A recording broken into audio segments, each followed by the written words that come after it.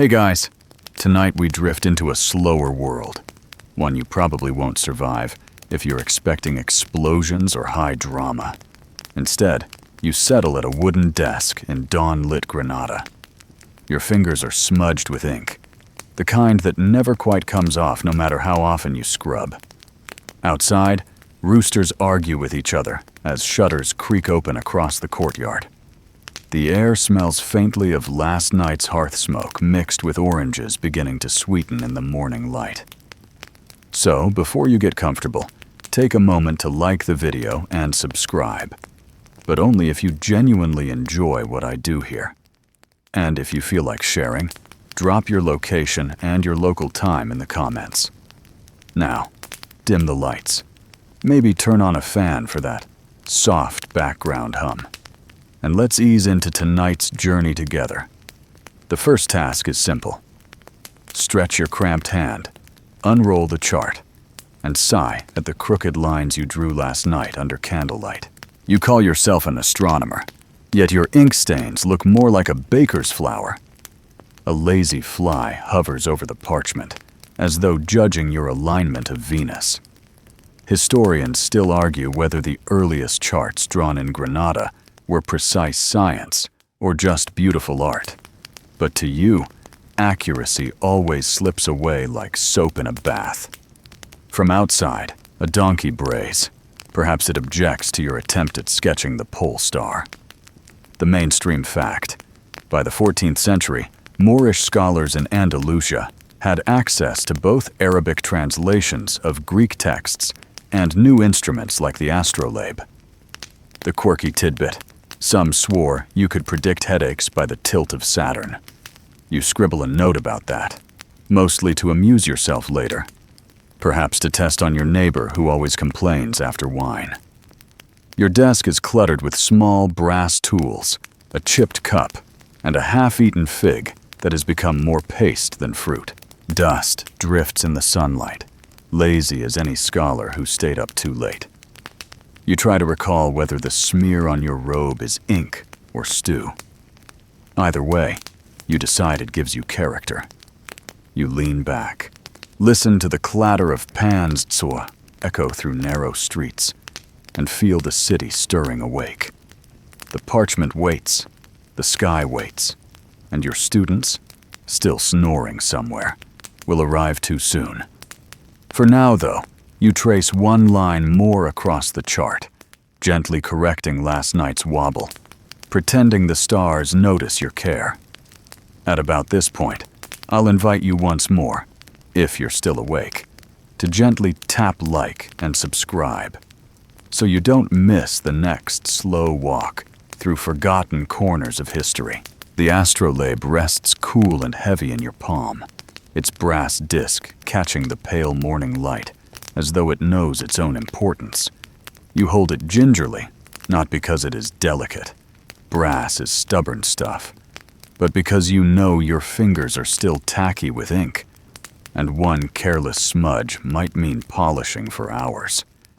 The disc has curves that feel almost alive, a geometry that promises order, even while you, in truth, keep dropping your stylus and losing count of your measurements. If anyone asks, of course, you'll insist it is all part of the process. You shift in your chair, stretching your back until you hear a soft click from the spine, and then you trace the rete, those skeletal, spidery arms that represent the heavens. The little star pointers gleam faintly, each labeled with a name borrowed from Arabic, Greek, or Latin. Some are familiar friends, like Vega and Sirius. Others, stubborn strangers you always forget, as though the universe itself conspires to play hide-and-seek. Historians still argue whether the earliest designs of astrolabes in Iberia came directly from Islamic workshops, or were hybrid inventions blending Byzantine and North African techniques. To you, it hardly matters. The thing works well enough if your eyesight cooperates, though some mornings your squinting makes you look less like a scholar and more like a suspicious rooster. As you adjust the rule, aligning it with the horizon, You catch the reflection of your own sleepy face in the brass surface. The dark smudge of ink beneath your right eye makes you appear permanently bruised. You mutter at yourself, a prize fighter of parchment, and chuckle softly, even though no one else is there to hear. Joke number 1. If scholarly ink stains were medals, you'd already be a decorated general. A soft breeze nudges through the shutter, carrying the mixed perfume of orange blossom and yesterday's frying oil.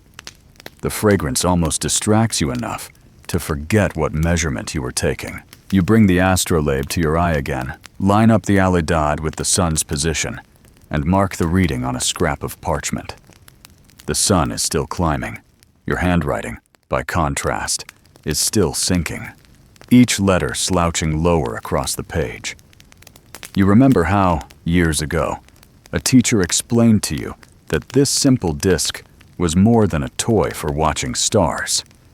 It was a portable universe, a calculator, a teaching tool, a way to impress nobles who enjoyed the sound of celestial predictions, even if they didn't understand them. The mainstream fact: in the medieval world, astrolabes could calculate prayer times, determine latitude, and even aid in surveying land.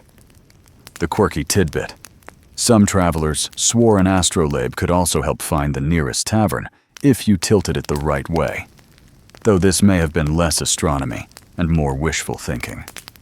You scratch another figure, pause, then scratch your head instead. Was that angle correct? Or had you squinted too hard? You remind yourself to double-check before teaching it to the apprentices later. They are already convinced you are half wizard, half trickster. Best not to confirm their suspicions with an error too obvious. Beyond the desk, the city hums louder. A mule cart rattles over cobblestones, and a fishmonger yells something that might be a price, or might be a complaint about his mother-in-law. Somewhere a child coughs, and somewhere else a rooster coughs back. You tilt the astrolabe, listening to these ordinary sounds, as though they, too, were part of the great cosmic order. Joke number 2. Sometimes you wonder if Ptolemy ever tried charting chickens, given how persistently they mark time each morning. The disc slips slightly in your hand, nearly tumbling to the floor. You lunge forward, catching it just in time, your chair scraping loudly against the tile.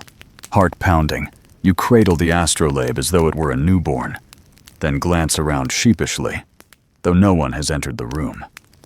If anyone had, you'd simply declare it a test of reflexes. Scholars are athletes too, you'd insist, only slower. You set the instrument down gently on a folded cloth, then run your fingertip along the engravings. They shimmer faintly in the angled light. You think of the craftsman who carved these lines years ago, hunched over a workshop bench, squinting just as you do now. Did he hum to himself? Did he curse when the chisel slipped? Historians still argue whether these artisans were seen as humble technicians or respected intellectuals in their own right. You, privately, imagine them laughing at the idea of respect, more concerned with getting paid in full and not having their tools stolen by nosy apprentices. Your stomach rumbles faintly. You reach for the forgotten fig from earlier, now slightly more wrinkled, but still sweet. The sugar clings to your teeth as you chew, and you scribble one last note across the margin of your chart. A blot of ink joins the smear of fig juice, leaving your parchment looking less like a map of the heavens and more like a battlefield between breakfast and astronomy. The morning stretches on, sunlight creeping farther across the desk. You feel the pull of sleep tugging at your eyelids, a reminder of the late-night vigil spent staring at the same stubborn stars. Still, you grin faintly, because even through the haze of fatigue, there is satisfaction in this ritual. Brass in hand, ink on skin, stars overhead. Your tools may be small, but the sky they chase is endless. You push back the chair at last. bones clicking again, and gather the astrolabe as though it were an honored guest. The city below may clamor with markets and gossip, but here at your desk, with brass against your palm, the universe itself seems just a little more knowable, if only for a moment. Joke number 3. Or perhaps it is simply mocking you, whispering, "Try again tomorrow, scholar." The shutters creak wider, and the light sharpens across the brass.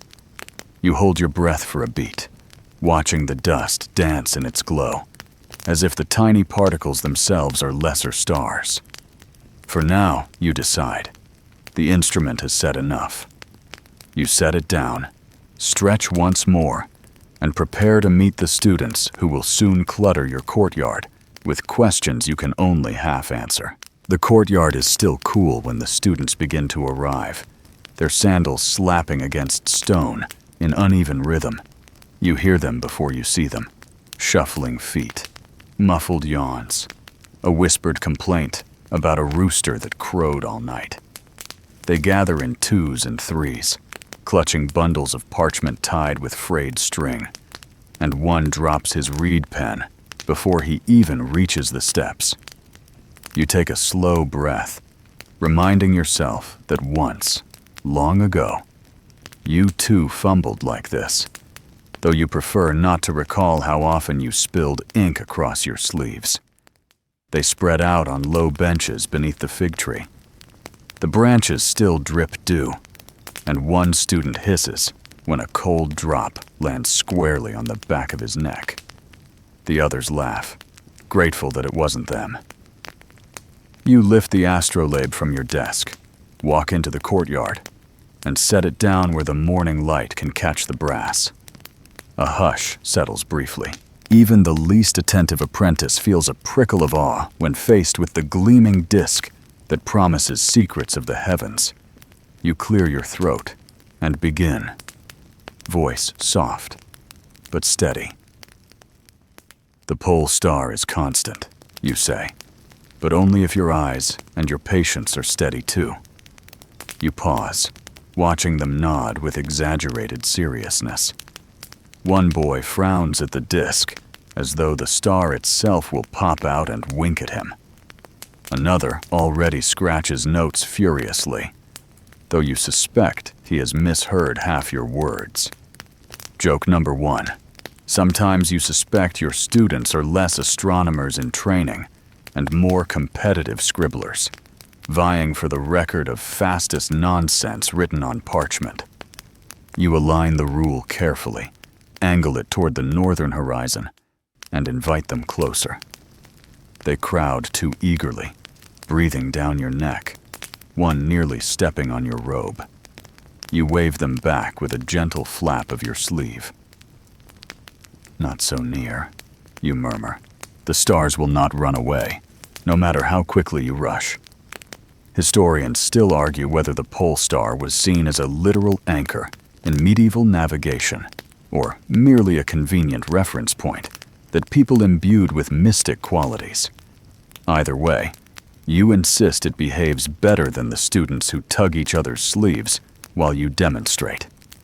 The mainstream fact: by the late medieval period, scholars in Granada and elsewhere relied on the pole star not only for orientation, but for calibrating instruments, anchoring their measurements in something almost unchanging. You explain this with as much dignity as possible, while swatting away a curious hand that tries to poke the rete. From beyond the courtyard walls comes the morning song of merchants setting up stalls, the clatter of pottery, the bleat of goats, the metallic clang of a blacksmith hammering in a distant alley. These sounds seep into your lesson, whether you want them or not. You raise your voice slightly, and the echoes bounce against the tiled arches. One apprentice stifles a yawn so large it threatens to unhinge his jaw. You can't resist teasing him. Careful, if you swallow the whole morning, the stars may never forgive you. The others snicker, relieved it wasn't their yawn that earned notice. You notice a girl in the back, her eyes sharp and steady, her stylus unmoving as she simply observes. Unlike the others, she waits until the group quiets before asking her question. "Master, how do you know the star does not drift while we sleep?" You smile at her patience. You answer carefully, describing the slow procession of the heavens, how even the pole star is not perfectly still, but seems so across a lifetime. You add the quirky tidbit. Some older texts claimed the pole star was tethered by an invisible chain to the roof of heaven, a cosmic anchor that gods themselves hammered into place. The students murmur with wonder, half believing it, half filing it away as trivia to impress siblings later. The fig tree rustles as a breeze sweeps through. Parchment flutters, pens clatter. One boy lunges to catch his notes before they vanish into the dust. You sigh. Steadying the astrolabe again. "The heavens are steady," you repeat, "but our hands are clumsy." The group laughs because they know you include yourself in that joke. Joke number 2. Yesterday you tripped over your own robe while trying to demonstrate how to walk in a straight line using the North Star, proving the cosmos is straighter than your stride. You continue the demonstration, guiding their fingers lightly along the brass, showing them how to set the rule, how to read the markings. Their brows furrow in concentration, tongues poking out between teeth, as though the stars themselves might grade their effort. You let them try, one by one, correcting the angle with patience. When one boy insists he has found a new star entirely, you lean close and point out that he has in fact lined up with a passing pigeon.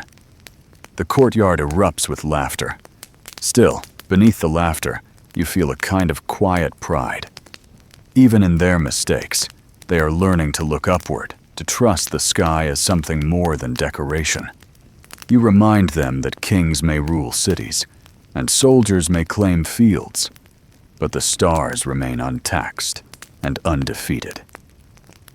A silence follows, rare and fragile, as the apprentices glance skyward with a respect you did not have to demand. The bell of a nearby church peals faintly, reminding you of the layered faiths and tongues of this city. Some days, the call to prayer rises at the same hour, blending with bells, a harmony, or a contest, depending on who listens. Historians still argue whether Granada's scholars truly collaborated across religious lines, or merely tolerated one another with suspicion. You know, from your own late-night sessions with borrowed Latin texts, that truth is far messier. Rivalry and friendship, prejudice and laughter, sometimes all in the same evening. The lesson drifts toward its end as shadows shorten. The students pack their tools, murmur excuses about errands and chores, yet linger near the astrolabe as though reluctant to part from its silent authority. You dismiss them with a wave, promising more tonight when the sky is clearer. They scatter in 2s and 3s again, their chatter echoing down alleys until the courtyard is empty. You are left with silence, save for the creak of branches above and the faint groan of your own stomach. The fig you ate earlier feels like memory, not meal. You look down at the astrolabe, polished now by a dozen eager hands, and you smile faintly. Joke number 3. If stars could laugh, you think they would sound exactly like apprentices arguing over who lined up the pole star more correctly. The courtyard grows warm under the noon sun. You gather your tools, cradle the astrolabe once more, and step inside. The smell of olives and bread drifting through the open shutters. The day is long yet, and the stars will wait. The Alhambra's arches always seem to breathe. You step through the cool, shadowed hall, your sandals clicking softly on the worn tiles, and feel as though the palace itself exhales each time you enter. Light spills through carved lattice windows, scattering into lace across the floor. The patterns shift with the morning sun, tracing geometry so perfect that you briefly consider abandoning astronomy altogether and devoting yourself to counting how many stars could hide in each repeating motif. You decide, wisely, that your students would mutiny if you presented a lecture on window shadows instead of planetary movements. Your arms ache with the weight of scrolls tucked into your satchel. A pile of parchment presses against your ribs, one roll threatening to slide out each time you tilt. You steady it awkwardly with your elbow, earning curious glances from a passing servant balancing a tray of copper cups. He smirks, perhaps amused at the sight of a scholar wrestling paper while he glides easily with metal. You mutter to yourself that balance is overrated anyway. Joke number 1. If knowledge were measured by dropped scrolls, you would already be the wisest man in Iberia. A marble fountain trickles nearby, its water catching sunlight like molten silver. You pause for a sip, cupping your hands beneath the stream, letting the coldness chase away the heat gathering at your temples. The taste is metallic but refreshing, enough to revive your patience. A fig basket rests on a ledge. You pluck one, chew thoughtfully, and realize you've now had more figs today than actual meals. Historians still argue whether Moorish scholars maintained disciplined diets or simply grazed on whatever fruit and bread appeared at arm's reach. Judging by your own habits, you suspect the truth leaned heavily toward grazing. You carry on through the hall, careful not to step on the intricate mosaics that seem too sacred for careless sandals. The walls around you bloom with calligraphy, Quranic verses woven into arabesques, praises curling like vines across stone. You run your finger lightly along one inscription, though you cannot finish the line before a sharp whisper interrupts. Master, you promised olives. A small voice at knee height. One of your apprentices has slipped in ahead of schedule, holding out a clay bowl like tribute. You sigh and accept, because arguing against food is futile. The olives are slick, salty, and far more distracting than you want to admit. You pop one into your mouth, speak through the pit, and nearly choke when another apprentice bursts in, tripping over the threshold with arms full of wax tablets. The clatter echoes down the chamber, startling a pigeon from the rafters. You gather them quickly, reassure them with a half smile. Even pigeons lose balance, you say. They nod, relieved, and take seats along the fountain's edge. You set the olives down between them, bribery for quiet. For a blessed moment, it works. You unroll one scroll across the low table. The parchment resists, curling back upon itself like a stubborn snail. You flatten it with your palm, then with a borrowed ink pot, then, finally, with the weight of an olive bowl. At last, it yields. The chart beneath reveals careful diagrams of planetary paths, circles within circles, a dizzying dance captured in ink. The mainstream fact: Moorish astronomers preserved and expanded upon Ptolemaic models, refining planetary tables that would later influence European navigators. You trace one arc with your finger, noting how neat it looked, until last night's candle dripped wax across half of Jupiter's orbit. The apprentices peer over your shoulder, whispering as though the ink might vanish if spoken about too loudly. One points to a blot and asks if it is a comet. You sigh, then laugh softly. No, that is dinner, you confess. Stew and parchment share more intimacy in my house than I care to admit.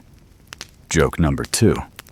You claim someday future historians will study the sauces of Granada as celestial phenomena, and the apprentices snicker, scribbling that down as though it were gospel. Beyond the windows, the city hums steadily.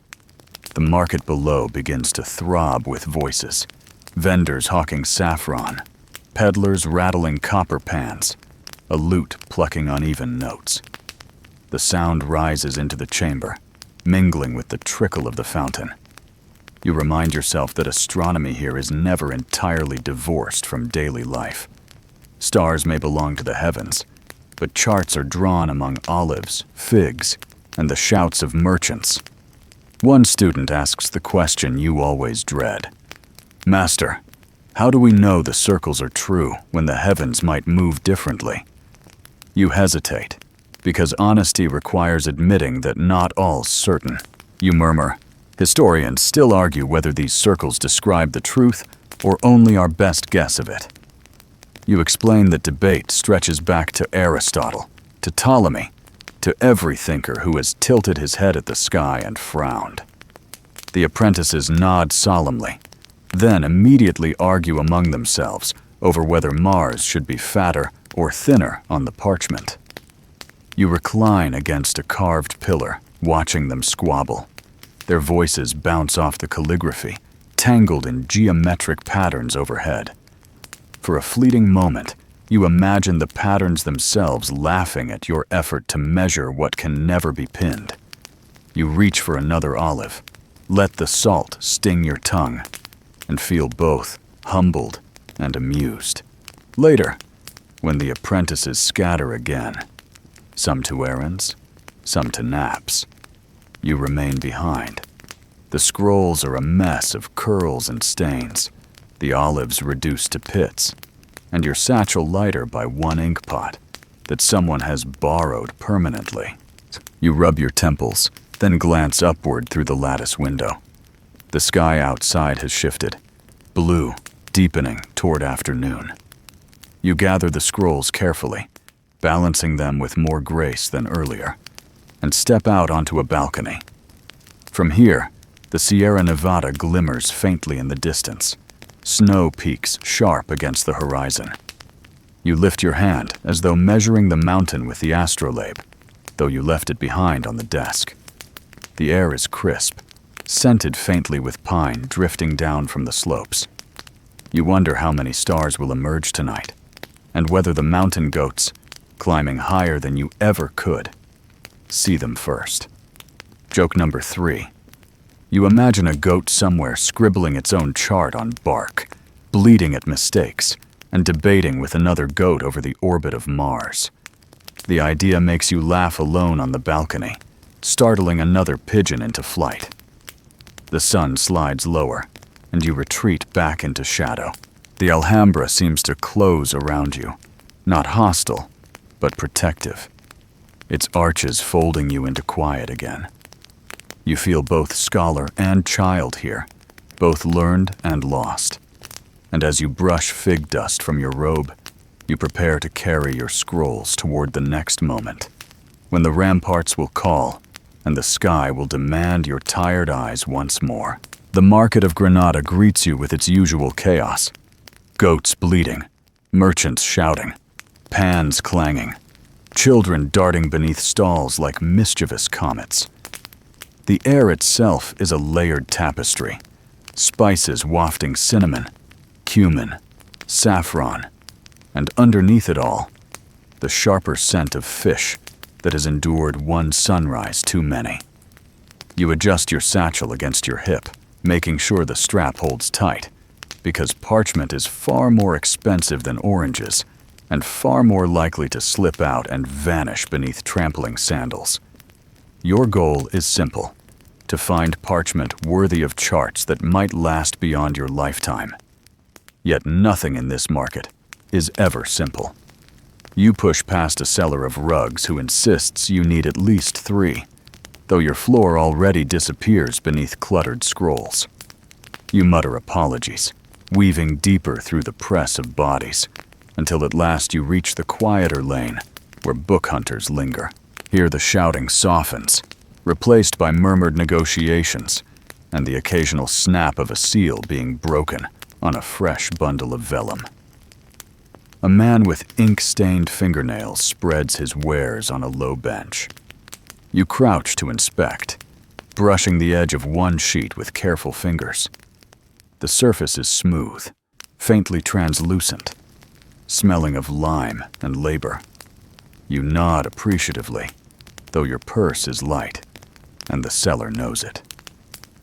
He eyes you with the same suspicion you reserve for your apprentices when they claim a missing inkpot was borrowed by pigeons. He names a price high enough to fund a cathedral.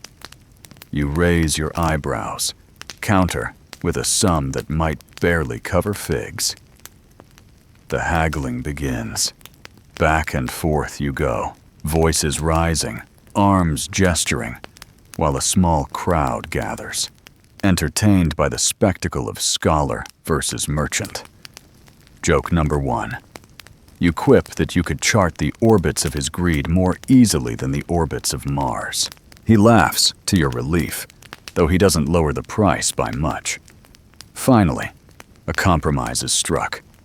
You hand over coins that clink too loudly in your palm, and he slides the sheets into your satchel with a flourish, as though granting you the secrets of eternity. You mutter thanks, then step aside, relieved both at the purchase and at still having shoes on your feet. Historians still argue whether Moorish scholars in Granada had regular stipends from patrons or scraped together resources piecemeal from markets like this. From your aching purse, you know the truth leans heavily towards scraping. As you turn to leave, a juggler blocks your path. 3 oranges spin in the air, then 4, then disaster. One slips, bounces off your shoulder, and splatters pulp across your robe. The crowd laughs, the juggler bows, and you sigh, plucking a sticky segment from your sleeve. The quirky tidbit. Some manuscripts from Andalusia still carry faint citrus stains, evidence of scholars working in markets or near kitchens. You comfort yourself that perhaps one day your orange-marked chart will amuse future historians as much as the juggler amuses this crowd. You wander on, seeking escape from laughter. The spice sellers tempt you with pyramids of color, saffron glowing like captured sunlight. You breathe deeply, imagining how the fragrance might cling to parchment stored too close. One apprentice once claimed the scent of cumin improved his memory of constellations. You consider testing this theory, though you suspect he simply enjoyed snacking during lessons. A stall of copper pans gleams ahead, reflecting the sky in warped ripples. You pause, leaning close, noting how even distorted, the reflections remind you of lunar phases, half-illumined curves, crescents bent at odd angles. You chuckle softly, whispering to yourself that even cookware can be celestial if one squints long enough. Joke number 2. You imagine presenting a copper pan to the royal court as a new astronomical instrument, then explaining with a straight face that it predicts both eclipses and stews. The press of bodies thickens again as you near the goat pens. Animals bleat, stamping hooves against dust, their horns brushing dangerously close. A boy attempts to sell you one, insisting the goat is a fine companion for late-night vigils. You decline firmly, knowing that your students already chew loudly enough without adding another mouth to the courtyard. Still, you pat the goat's head, and it butts you in the ribs as thanks. You stumble, laugh, and mutter that at least its orbit is predictable. Past the pens, the crowd thins, and you slip into a narrow alley where sunlight filters down in sharp angles. Here, the noise of the market recedes, replaced by the scratch of quills from a scribe's workshop. You peer in through the open door, watching as apprentices scrape mistakes from parchment with knives, smoothing the surface again before rewriting. Historians still argue whether such corrections preserved knowledge faithfully or introduced more errors than they removed. You silently root for the apprentices, knowing too well the heartbreak of wasting parchment on a crooked line. One of the scribes glances up, catches your eye, and nods politely. You return the nod, then step back into the sunlight. Your satchel feels heavier now, burdened not only with parchment, but with the responsibility of turning it into something worthy of survival. You remind yourself that charts are fragile bridges between the stars and the future, and even orange stains cannot erase their purpose. The afternoon grows hotter, and sweat clings beneath your robe. You seek shade beneath an awning, buying a slice of melon from a vendor with coins you can barely spare. The sweetness revives you. A child nearby stares at the astrolabe case slung across your shoulder, eyes wide. He whispers to his mother, who pulls him closer, as though fearing you might summon storms with brass and parchment. You sigh inwardly. The quirky rumor persists. Scholars control weather. If only it were true, you would summon a breeze right now. You finish the melon, wipe your fingers on your robe, then regret it immediately. Another stain. You sigh, muttering that your clothing has become less fabric and more archive of meals. Joke number 3. Someday, archaeologists will study your robe and debate whether the wearer was a scholar, a cook, or simply very clumsy. The shadows lengthen. The market noise softens as sellers pack away goods. You retrace your steps slowly, savoring the last colors of stalls, the last calls of merchants. The satchel presses heavily against your side, but there is comfort in its weight. You thread through alleys, climbing toward the quieter streets that lead back to your study. The air cools, scented with smoke curling from rooftop chimneys. When at last you reach your courtyard, the apprentices are gone, leaving only silence broken by the coo of a pigeon on the fountain's rim. You set down the satchel, stretch your shoulders, and breathe deeply. The market is behind you, but its echoes cling. Copper glints, goat bleats, orange stains. You chuckle softly, shake your head, and murmur to the empty courtyard. All this for a few sheets of parchment. Yet as you unroll one, smoothing it carefully across the table, you feel the promise inside its blankness. Here the stars will live, however clumsily, however stained. The night waits, and your ink is ready. You climb the ramparts just as twilight deepens into something heavier, the kind of purple-blue sky that feels both eternal and impatient. The stone beneath your sandals is still warm from the day's sun, but the air is already sharpening, cool enough to raise goosebumps along your forearms. You balance the astrolabe carefully against your chest as you walk, the brass disc clinking softly with each step like a secret bell. Behind you, the city exhales. Markets shudder. Families call children inside. And the faint scent of bread, cooling, mixes with chimney smoke, curling upward. At the top, the view stretches wide. Granada sprawls below in clusters of roof and winding alleys, lanterns flickering alive one by one. Beyond the walls, the fields darken into shadow, and farther still, the Sierra Nevada glimmers faintly, its peaks dusted with snow that glows even in the fading light. You lean against the rampart, draw out a stub of candle from your satchel, and strike flint until it sputters to life. The small flame looks absurd against the enormity of the sky, yet without it, your notes would vanish into useless scribbles.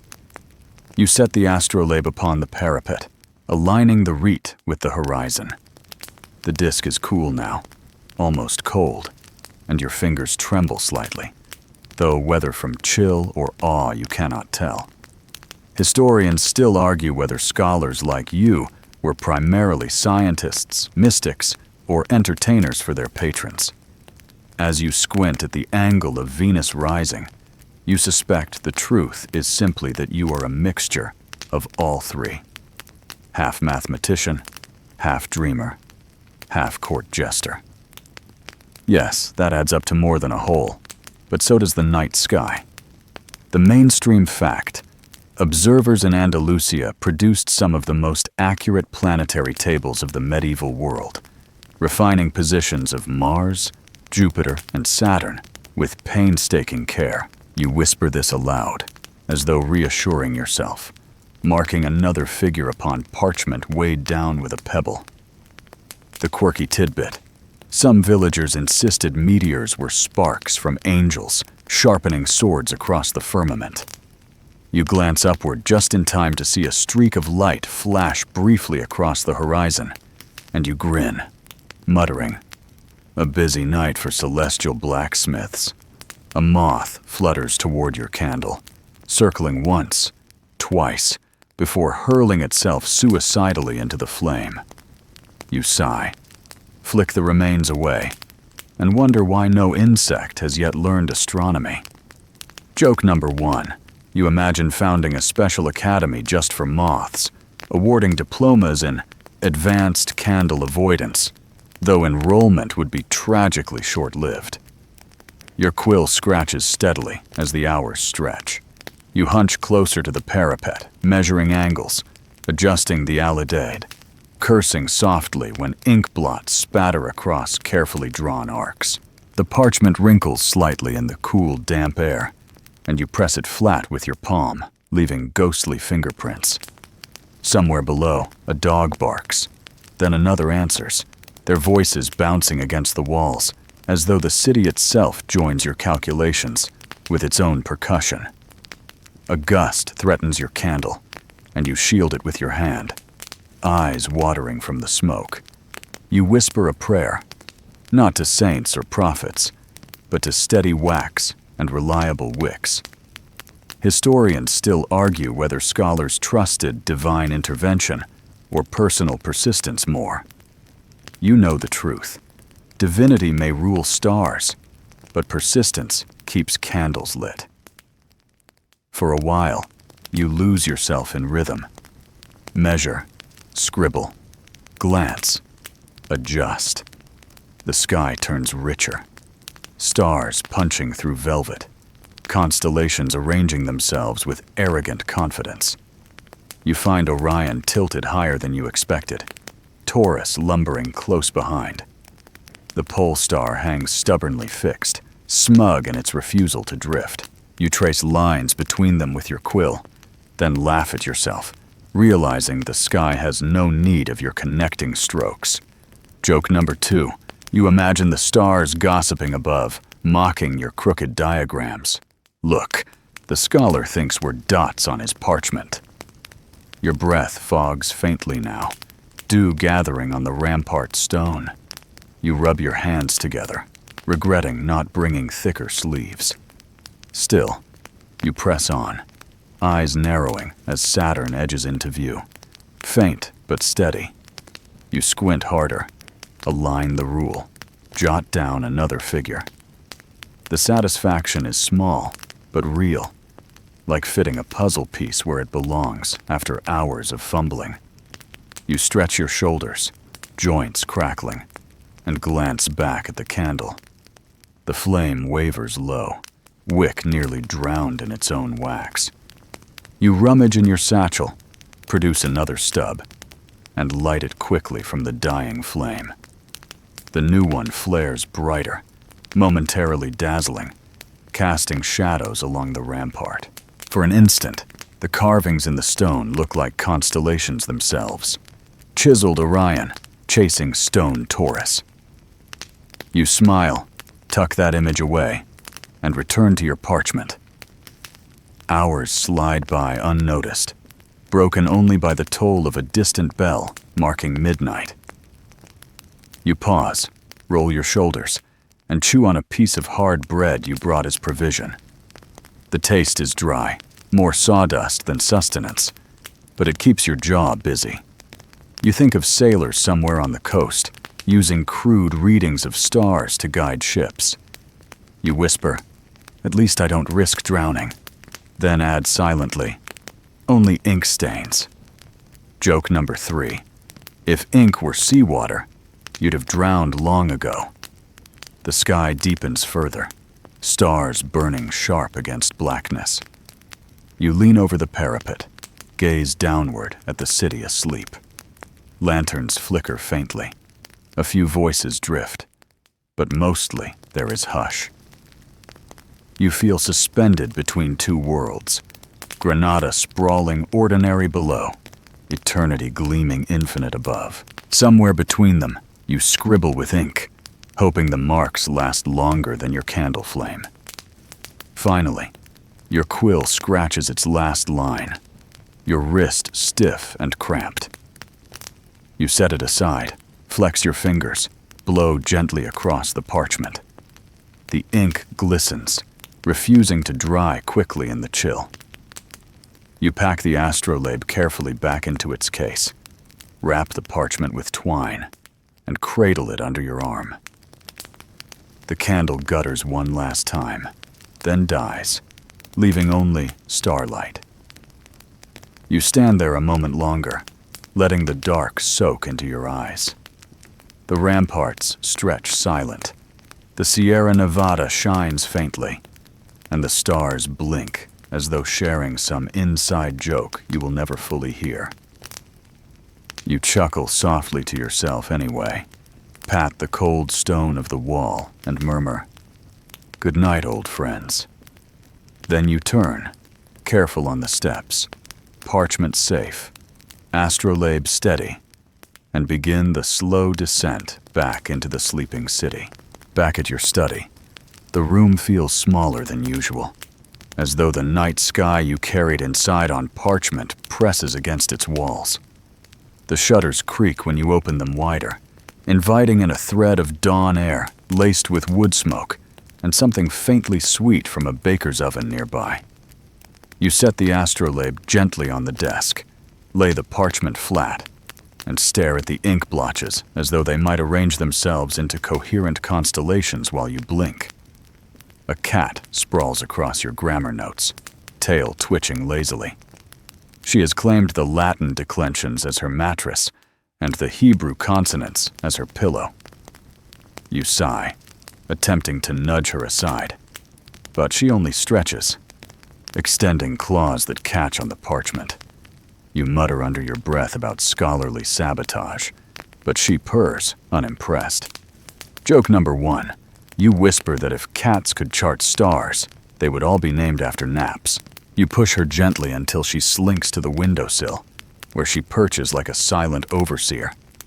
Now free, you shuffle through the clutter of manuscripts, Arabic treatises copied from Baghdad, Latin commentaries borrowed from colleagues, and a few Hebrew charts smudged with fig stains. Each language twists your tongue in a different knot, and you rub your forehead, wondering if the stars laugh at your confusion. Historians still argue whether multilingual scholars truly mastered all tongues or simply fumbled through, piecing fragments together. You know your own truth.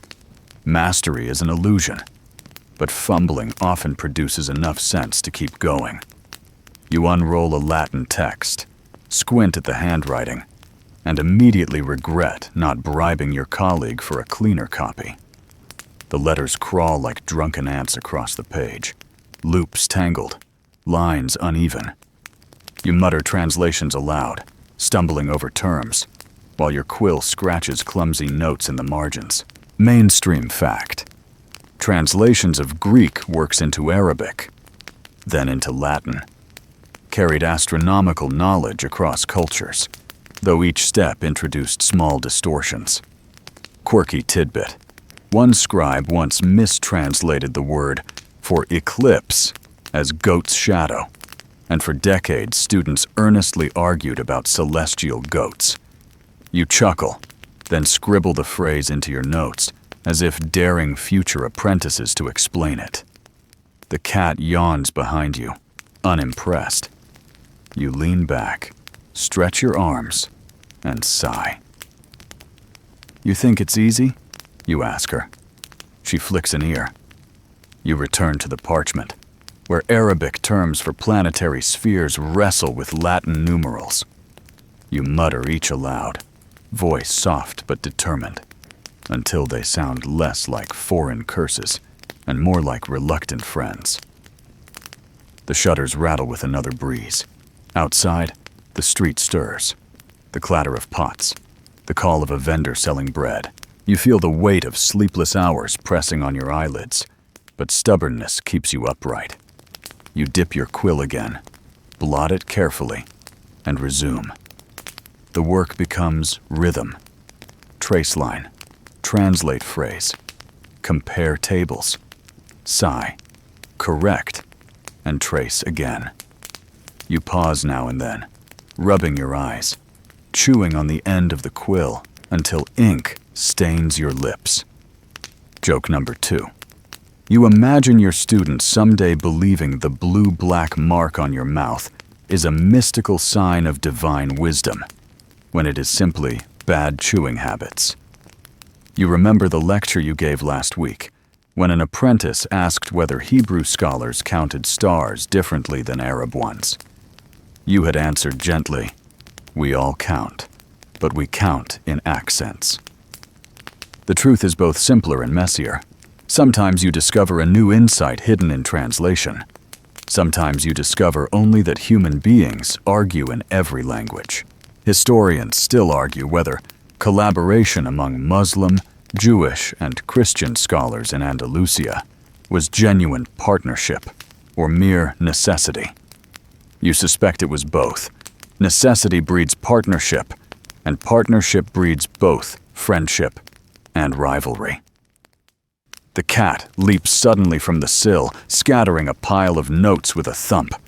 You groan, gather the pages, and realize you have mixed Arabic star names with Hebrew recipes for stew.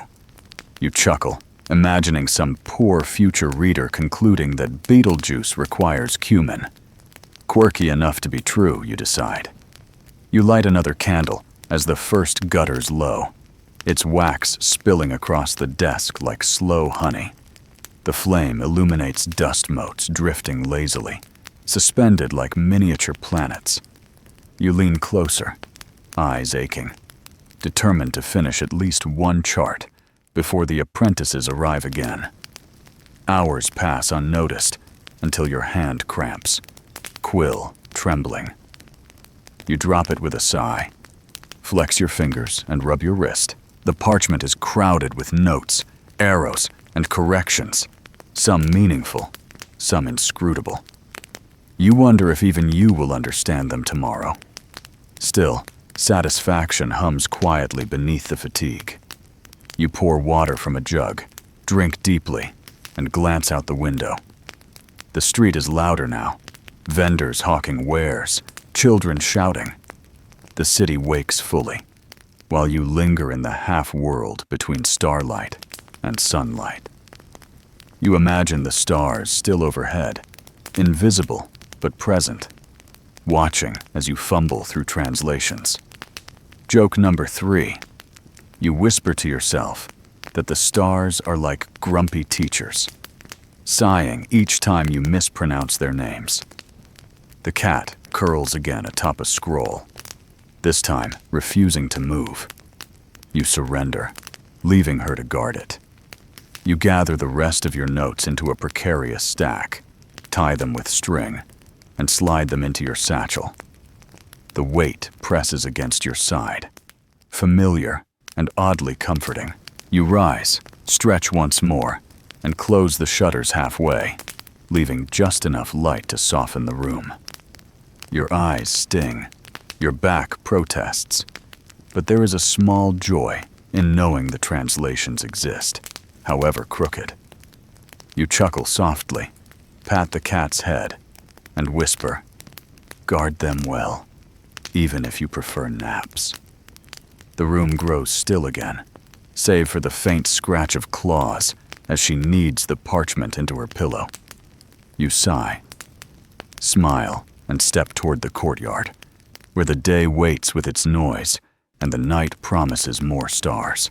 The summons arrives not with a trumpet blast, but with a discreet knock on the courtyard gate. You set down your quill, rub the ink from your fingertips, and open the door to find 2 courtiers waiting, their robes trimmed with silk that shimmers even in the dust-muted sunlight.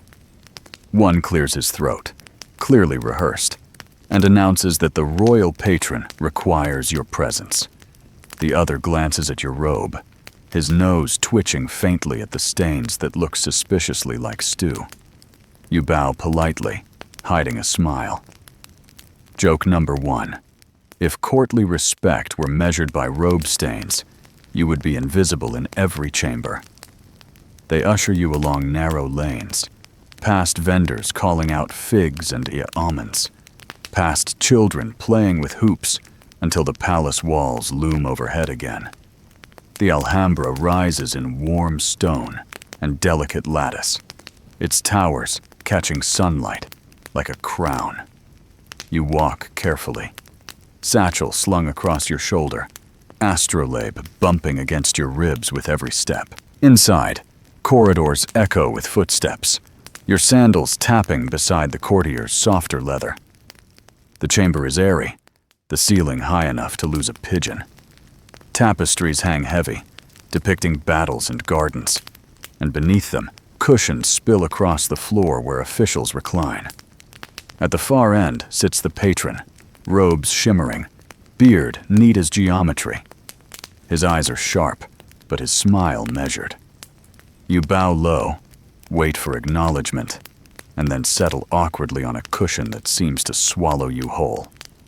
A servant offers you a goblet of sherbet, which you nearly spill when the patron begins to speak. He asks, with deliberate calm, about the comet sighted last week, whether it portends blessing or disaster, whether the heavens whisper warnings. To Granada, you resist the urge to roll your eyes. Historians still argue whether medieval rulers truly believed in omens or merely enjoyed parading their scholars for entertainment. You suspect the truth lies somewhere between curiosity, politics, and the human hunger for reassurance. You clear your throat, lift the astrolabe, and begin. You explain slowly how the comet is no messenger of doom, but a fragment tracing a path long since set. You sketch with your quill across parchment, the lines wobbling slightly under their scrutiny. You speak of cycles, of predictable returns, of a sky not cruel, but constant. Some officials nod as though they understand. Others simply sip their sherbet louder. The patron leans forward, beard brushing his chest, and asks if the comet foretells war. You hesitate. Mainstream fact. Comets were often interpreted as omens of change, sometimes war, sometimes as plague. You decide to hedge. Historians still argue whether comets cause events, or whether people cause events and blame comets. A murmur ripples through the chamber. Some laugh softly, others frown. The patron studies you a long moment before smiling faintly, perhaps amused by your caution. A jester in the corner pipes up, claiming he saw the comet too, and that it winked directly at him. The chamber bursts into laughter. You smile politely, though your stomach churns with nerves. Joke number 2. You whisper to yourself that if comets truly winked, scholars would all need spectacles. You steady your hands, demonstrate the astrolabe, aligning the rete with imagined skies. You show how angles confirm the comet's path, how calculations reveal its return. The brass gleams, catching candlelight, and even the jester leans closer. For a fleeting moment, the room hushes. You feel the same awe you sense in students, the fragile silence when stars seem closer than politics. Then a minister coughs deliberately, breaking the spell, and demands to know why some stars wander while others remain fixed. You pause, balancing honesty with diplomacy. You explain the planets, wandering stars, tracing their loops through careful observation, yet acknowledge that scholars debate whether these loops are perfect circles or something else entirely. You add the quirky tidbit. One philosopher once argued planets were tethered by invisible crystalline spheres, like pearls on glass threads. The chamber murmurs again, some scoffing, some nodding as though pearls above their heads seem perfectly reasonable. The patron strokes his beard, eyes thoughtful. He thanks you, then asks quietly whether you believe Granada's destiny is written in the stars. You bow your head, answer carefully. The stars guide our nights, my lord, but our choices guide our days. Another murmur. Some frown, some nod. The patron's smile lingers, unreadable. A servant refills your goblet, and you sip cautiously, sherbet cooling your dry throat. The courtiers chatter now, debating among themselves, arguing whether comets signal famine or wealth. You sit back, clutch the astrolabe, and wonder how many times scholars before you answered the same questions, spinning reassurance from brass and ink. Historians still argue whether scholars were trusted advisors or elaborate ornaments for royal halls. In this moment, with sherbet dribbling on your chin, you suspect you are both. At last, the patron dismisses the gathering. Courtiers rise, silk rustling, cushions sighing under released weight. You bow low once more, gather your satchel, and follow the courtiers out. The corridors feel cooler, quieter, the echo of laughter fading behind you. Outside, the afternoon sun presses down, bright and indifferent to comets, courts, or questions. As you walk home, children chase one another in the alleys, shouting and laughing. One points at your astrolabe case, asking if it can summon rain.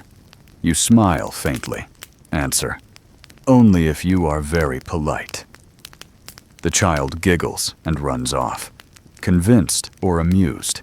Joke number 3. You mutter that if the astrolabe truly summoned rain, your parchments would all be ruined anyway. Back in your study, you set the astrolabe on the desk, collapse into your chair, and exhale deeply. The chamber is quiet, save for the cat purring against the shutter. You stroke her absent-mindedly, staring at the parchment still covered in comet sketches. The weight of courtly questions lingers heavy, but so does the satisfaction of surviving them. You chuckle softly, whisper, "The stars endure, and so will I." The candlelight pools across the astrolabe, shadows stretching like silent constellations. Outside, the city hums again, unaware of omens debated, reassurances given. You lean back, close your eyes for a moment, and let the silence hold you. Tomorrow, the apprentices will return, the questions will repeat, and the stars will demand fresh ink. For now, you rest, cradled between duty and dream, listening to the night begin its quiet climb. The garden is quiet at night, the fountains murmuring like old friends who never tire of telling the same story. You slip into the courtyard after the summons at court, carrying your notes tucked tightly under one arm. The moonlight glimmers across the tiled floor, pale as milk, and the air is fragrant with roses that lean heavily against the lattice. You lower yourself onto a stone bench, still damp with evening dew, set the astrolabe beside you, and let the sound of water settle your pulse. The ripples in the fountain mirror the constellations overhead.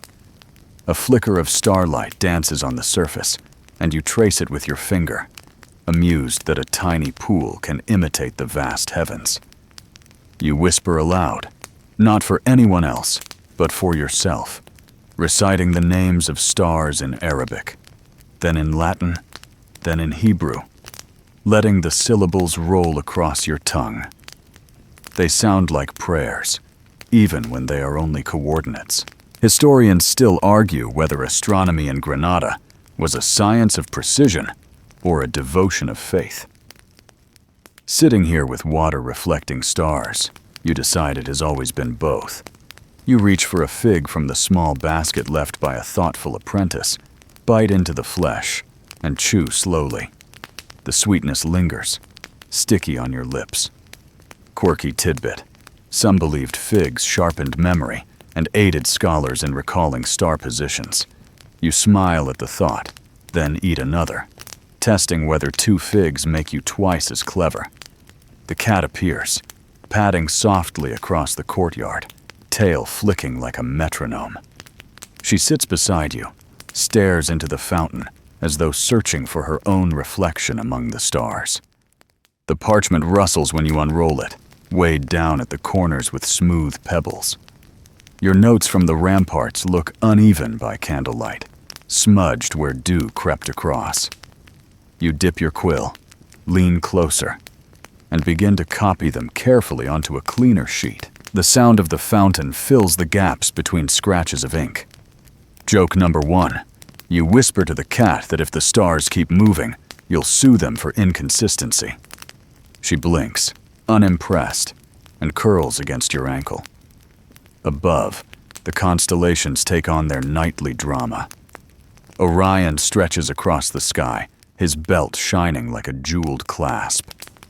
You recall a tale told by a sailor who insisted Orion was really a fisherman who lost his net, forever chasing it among the stars. The apprentices laughed, but you noted it anyway. Stories cling to stars as stubbornly as ink to robes. Mainstream fact. In Islamic tradition, constellations were often described with both Greek inheritance and Arabic reinterpretations, blending science with myth.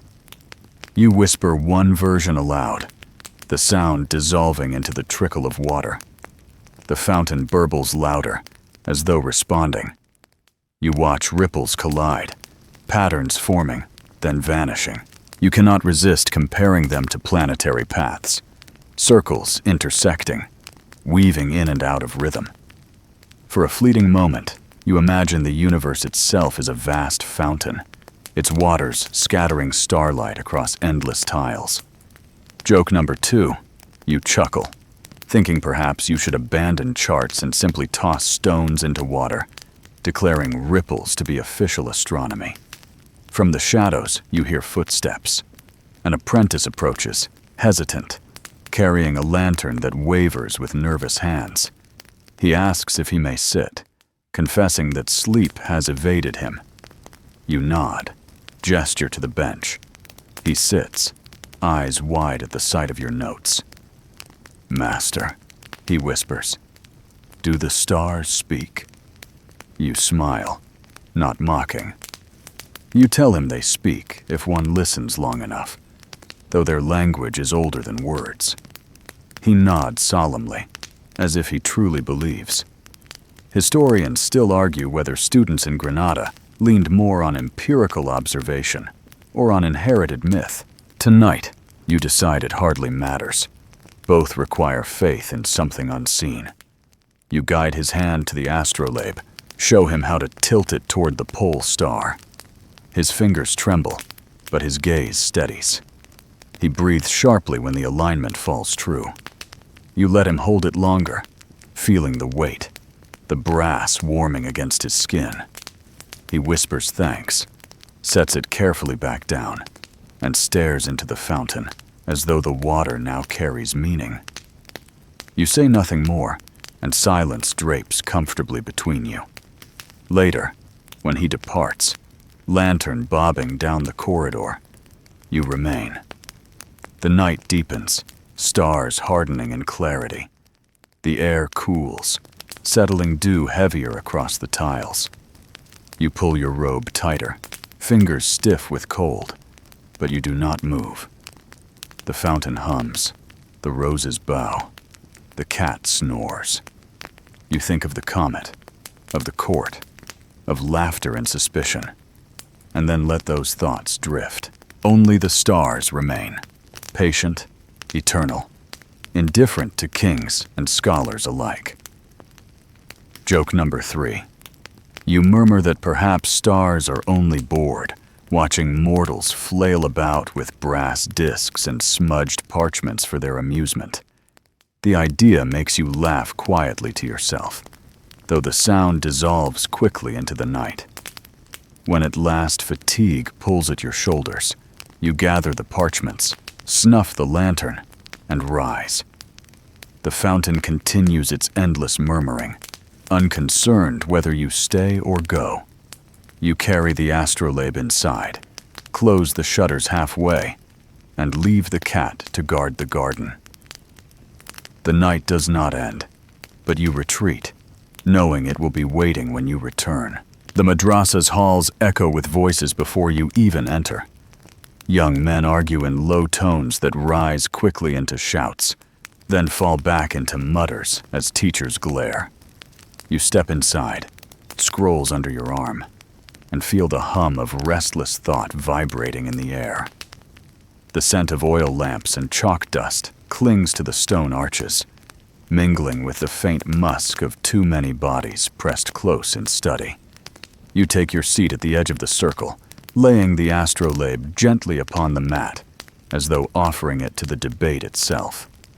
At the center, two scholars face one another, one gesturing wildly, the other calm as a mountain. The animated one insists that eclipses are proof of divine displeasure, dragons biting the moon in anger. He waves his hands in a mock snapping motion, and several students gasp, their eyes wide with terror or delight. The calm one, stroking his beard, counters with diagrams copied from Greek texts, chalk lines etched hastily onto a board. Hitate, he explains patiently how Earth's shadow devours the moon. No dragons needed. Historians still argue whether such debates were common in public halls or staged theatrics to impress students. Judging from the crowd's shifting murmurs, you suspect both are true. You lean forward, quill poised, scribbling notes not so much on the arguments themselves, but on the manner of delivery. The fiery scholar leaps to his feet, voice booming, while the calm one replies in measured tones, as though bored by both the moon and his opponent. You smile faintly, amused at how much their gestures matter, how little the actual stars seem to intrude. Joke number one, you whisper to your neighbor that if the moon truly had teeth marks, you'd be the first to sell dragon repellent at the market. When the shouting subsides, another scholar interjects, pointing out that ancient texts disagree even among themselves. He quotes an Arabic commentator who insisted eclipses followed precise cycles, then a Latin translation that muddled the numbers entirely. The room buzzes with excitement at this contradiction. You raise your hand, wait for acknowledgement, then offer your own thought. Perhaps both are true, and our task is to untangle their knots. The circle chuckles politely, though a few students frown, preferring sharper certainty. Mainstream fact: astronomical tables in Granada often merged Greek, Arabic, and Latin sources, creating hybrid systems both ingenious and flawed. The debate turns toward comets. Someone recalls the sighting 2 weeks past, voices rising again as theories clash. One insists comets are divine spears hurled through heaven. Another claims they are vapors ignited by the sun. A third proposes they are wandering stars, drunk perhaps, unable to follow proper paths.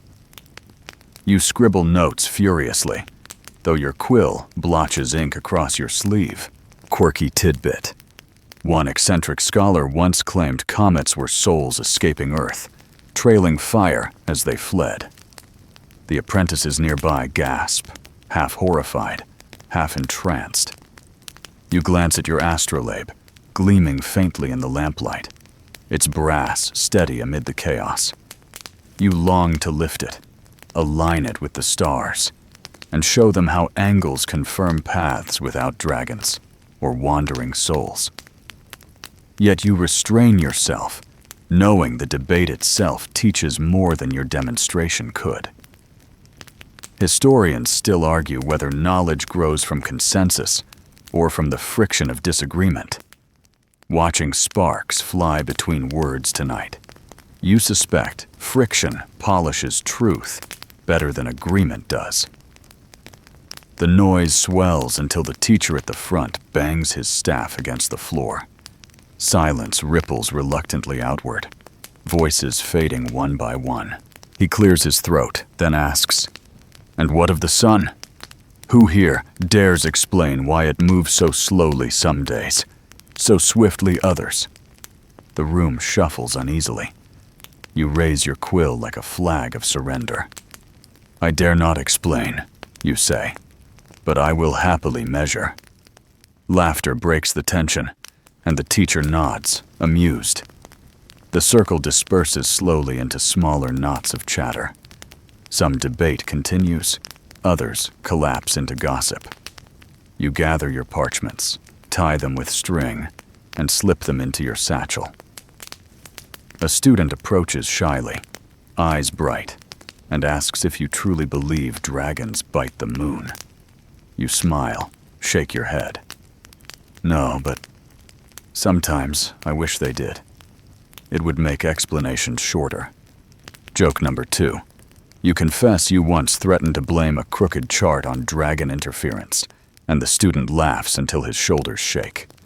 You linger near the arches, watching lamplight flicker against calligraphy carved into the walls. The verses gleam faintly, words of devotion entwined with geometry, as though the stones themselves debate eternity. You rest your hand on the cool surface, listening as the halls empty, footsteps fading into the night. Outside, the air is crisp, scented with wood smoke and roasted chestnuts from a vendor lingering near the gate. You buy a small bag, coins clinking, and nibble one as you walk. The warmth fills your mouth, grounding you after the storm of words. Above, the moon drifts pale and calm, unbitten, unscarred. You chuckle softly, imagining it smugly defying all dragons and diagrams alike. Joke number 3. You mutter that if dragons truly gnawed at the moon, someone would be selling lunar bite marks as relics by now. You carry on through winding streets, chestnuts dwindling, parchment heavy in your satchel. The noise of the madrasa lingers in your ears, echoes of passion and doubt. You know tomorrow the arguments will repeat, reshaped, but not resolved, because the stars themselves never stop inviting new questions. That, you think, is the true gift. Not answers, but endless wonder. By the time you reach your courtyard, the cat waits on the fountain rim, tail curled neatly. She blinks at you as though asking whether the moon survived. You toss her the last chestnut. She sniffs, unimpressed, and you laugh, setting your satchel down with care. The stars glitter faintly above the tiled roof, silent and unbothered by debates below. You exhale, stretch your arms, and murmur to the night. Argue as we will, you remain yourselves.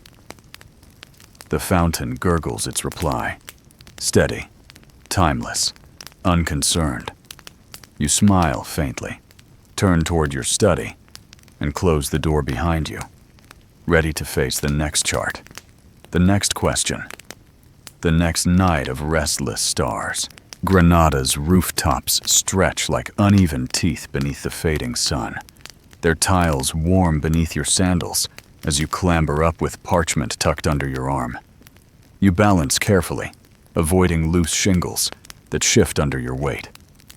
The city sprawls around you in shades of rose and ochre, smoke curling from chimneys, lanterns blinking awake one by one. From this height, you can hear almost everything. Vendors' last calls, laughter drifting from taverns, the clatter of a mule cart rattling down cobblestones. You pull your robe tighter against the cool breeze and settle near a chimney stack, astrolabe resting across your lap. Below, neighbors gossip loudly in the courtyard. Their voices rise through the alleys, words bouncing off walls until they reach you like a muddled song. One insists you summoned rain last month by tilting brass at the sky. Another claims you predicted his cousin's toothache with uncanny precision. You sigh, chuckle, and wave from above, your sleeve smudged with ink. Joke number 1. You whisper down, "Yes, but only toothaches of goats," though no one hears you. The rooftops here are patched with laundry lines that sway in the breeze, cloth sheets billowing like sails. A child leans from a window, watching you curiously, perhaps expecting you to launch into the heavens like some half-serious magician. You grin faintly, return to your parchment, and scratch another note. Historians still argue whether common folk in Granada viewed scholars as revered sages or eccentric oddities. Judging by the way neighbors whisper about you, eccentricity wins. The astrolabe gleams faintly in the dusk, edges catching light like coins. You align it carefully, tracing the horizon, noting how the pole star steadies your view. You sigh at the steadiness. At least the stars do not gossip. Mainstream fact. In late medieval cities, rooftops often doubled as observatories, removed from street lamps and noise, offering cleaner skies. You wonder if anyone across town balances on tiles tonight, scribbling their own crooked notes. A pigeon struts near your parchment, pecking at crumbs left in your sleeve. You shoo it gently, but it lingers, tilting its head as though judging your diagrams. Quirky tidbit. Some medieval manuscripts contain doodles of birds in margins, added by bored scribes when pigeons interrupted their work. You chuckle, then sketch a quick pigeon beside Saturn's orbit, convincing yourself that even mistakes deserve immortality. As the evening deepens, rooftops grow quieter. The gossip below shifts from scholars to marriage proposals, from toothaches to harvests. You lean back, balancing precariously, and stare at the constellations blooming overhead. Orion stretches once more, his belt steady. You imagine him tugging laundry lines, stealing cloaks from rooftops. Joke number 2. You mutter that if Orion ever descends, half the city will complain of missing garments. You scratch new figures into the parchment, aligning stars with clumsy determination. Ink smudges again, this time across your knuckles. You lick the stain away, absent-mindedly, regretting it instantly. The taste is bitter, metallic, nothing like figs or olives. You groan softly, whispering, "Stars punish sloppy scholars," though the pigeon seems unconcerned. Farther off, music drifts from a tavern. A lute strums, a drum thumps lazily. You smile, letting the rhythm carry into your work. The notes weave strangely with the stars, as though the heavens hum along with Granada's taverns. Historians still argue whether music and astronomy were truly considered twin sciences, bound by harmony, or if scholars simply liked to claim lofty connections. Tonight, you decide harmony is real enough, whether born of strings or spheres. Your quill scratches slower now, fatigue heavy on your hand. You rub your wrist, glance around the rooftops. A few cats prowl along ridges, eyes glowing faintly. They move like constellations themselves, darting and pausing, connected by your imagination into feline diagrams. You laugh softly at your own absurdity. Joke number 3. You imagine naming them the Great Cat Belt and predicting eclipses by their naps. The night deepens, neighbors retreating indoors. Only a few lanterns remain in windows, flickering like secondary stars. You remain, perched awkwardly but content, shivering lightly as dew gathers on the tiles. The parchment fills slowly, messy lines alongside steadier arcs. smudges beside careful notes. You do not know if anyone will ever read them, but the act itself feels like enough. A conversation with the sky. Clumsy but sincere. You pause, stare at the Sierra Nevada beyond, its outline barely visible. Somewhere past those peaks, others chart stars, others stumble through translations. You imagine them pausing too, ink-stained, weary, laughing at their own crooked diagrams. You smile, comforted by the thought that astronomy, however serious, is also a shared foolishness spread across mountains and cities. When at last the chill creeps deeper into your bones, you roll the parchment carefully, tie it with string, and tuck it back into your satchel. The pigeon has fallen asleep beside you, head tucked under its wing, unconcerned by your movements. You rise slowly, careful on the tiles, and begin the cautious climb back down. Your sandals scrape against stone. Your robe catches briefly on a nail, but you make it to the alley safely. You glance upward one last time, whispering, "Behave yourselves," to the stars, then chuckle at the absurdity of scolding celestial bodies. Still, you feel they listen, if only to laugh at you. In the courtyard, the fountain gurgles its usual reply, steady and indifferent. The cat greets you with a flick of her tail, unimpressed by your ink stains. You pat her head, mutter goodnight, and slip inside. The shutters close, the candle flares, and the parchment waits for tomorrow's corrections. The rooftops remain behind, alive with whispers and laundry. But above them, the stars shine constant, their gossip silent, their patience eternal. The Jewish quarter breathes differently from the rest of Granada. Narrow streets twist more tightly, here, lined with workshops where lamplight glows warm against stone.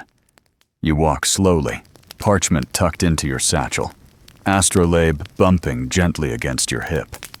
The air smells of baking bread mingled with smoke from forges, the kind of scent that lingers in your robe for days. Voices drift in a mixture of tongues, Arabic, Hebrew, Castilian, all tumbling over one another in the same crowded space.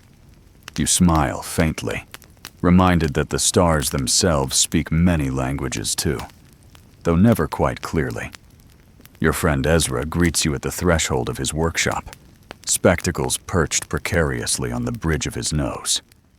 He looks up from a spread of scrolls, eyes twinkling with amusement.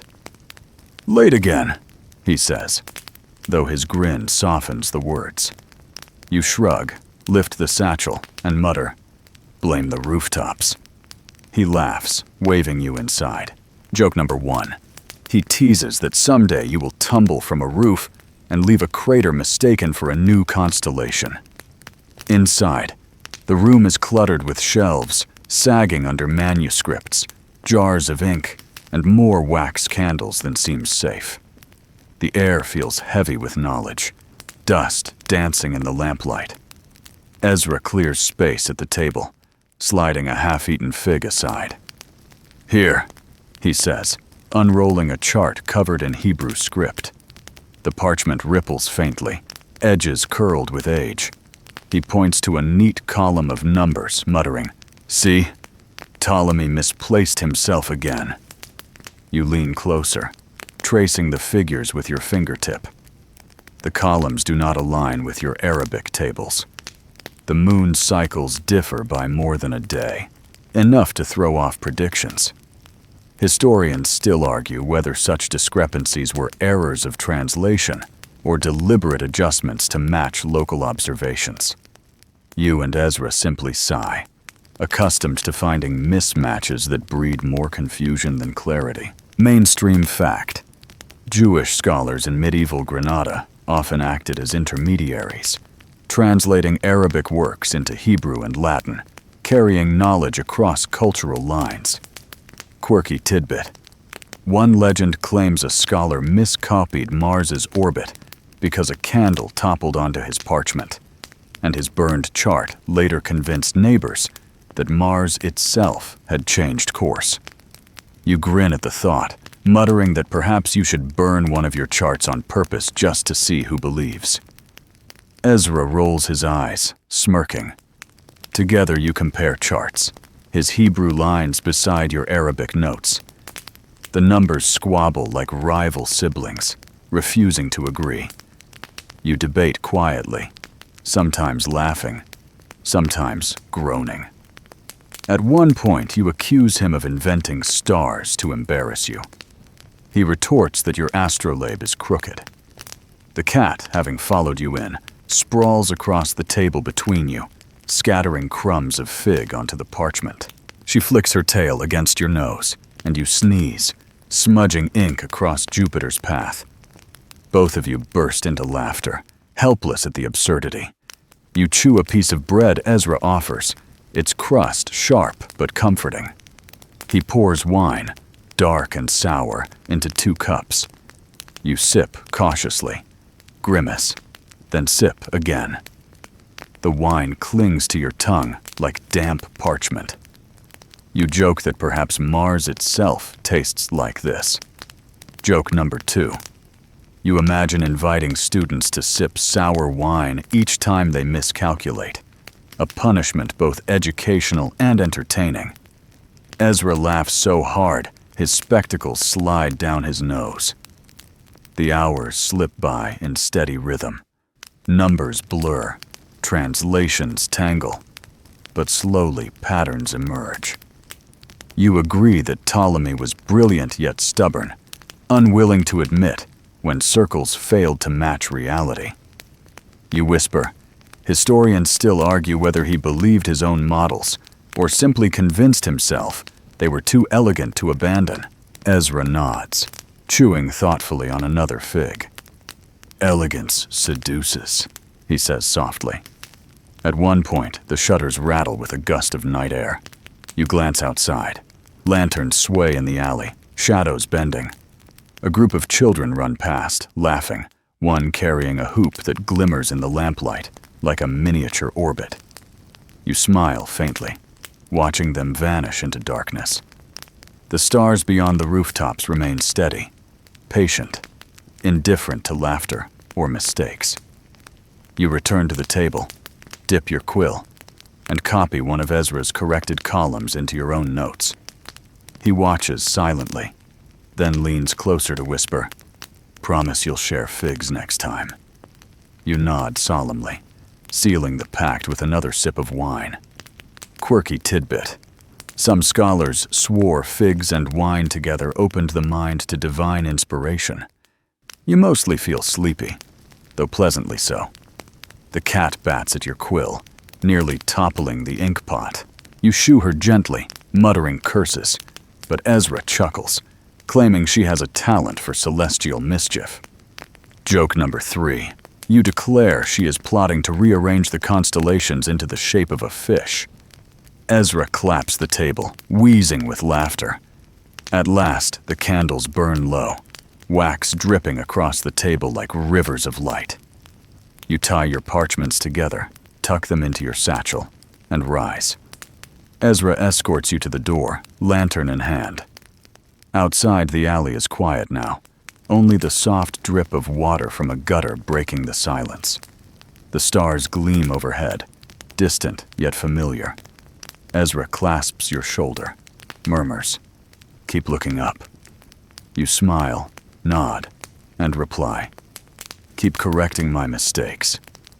You part with laughter, his lantern bobbing back into the workshop as you walk slowly through the quarter. The air is cool, the stones damp beneath your sandals. You feel the weight of new notes pressing against your ribs, the comfort of shared struggle, softening your fatigue. By the time you reach your own courtyard, the fountain still murmurs, the cat trots ahead to claim her perch, and the stars shine unbothered. You set down the satchel, exhale deeply, and whisper to the night. Even arguments taste sweeter with figs. You leave the city behind before the moon rises fully, your sandals crunching on the dusty road that winds past orchards and olive groves. The air outside Granada is cooler, untainted by chimney smoke, carrying instead the sharp scent of pine drifting down from the foothills. You clutch your satchel tightly, parchment and ink pots clinking inside, the astrolabe swinging at your side with each step. Behind you, the walls of the city glow faintly with torchlight, a crown of fire keeping watch. Ahead, the countryside stretches quiet, broken only by the occasional bark of a dog or the distant call of an owl. Your boots soon dampen with dew as you step into fields where grass clings wet against your robe. The earth feels softer here, each step muffled. You pause, tilt your head back, and marvel. The stars blaze brighter than in the city, hundreds more pricking the sky like grains of salt scattered by a careless hand. You feel suddenly small, absurd even, but delighted at the immensity pressing down. Joke number 1. You whisper that if stars were olives, you'd need a barrel larger than Granada just to pickle them. You spread your cloak upon a flat rock, set down the astrolabe, and light a small lantern. Its glow barely dents the darkness, a timid intruder amid such brilliance. Still, you need it for your notes. Otherwise, tomorrow you will stare at ink stains shaped like nonsense and convince yourself they are new constellations. You smile faintly at the thought. Historians still argue whether medieval scholars truly observed in fields at night or simply copied tables indoors. You know your truth. Only under this sky do numbers breathe.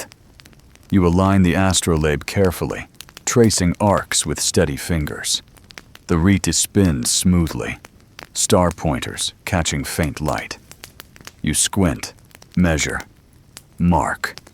The parchment crinkles beneath your quill, damp from dew.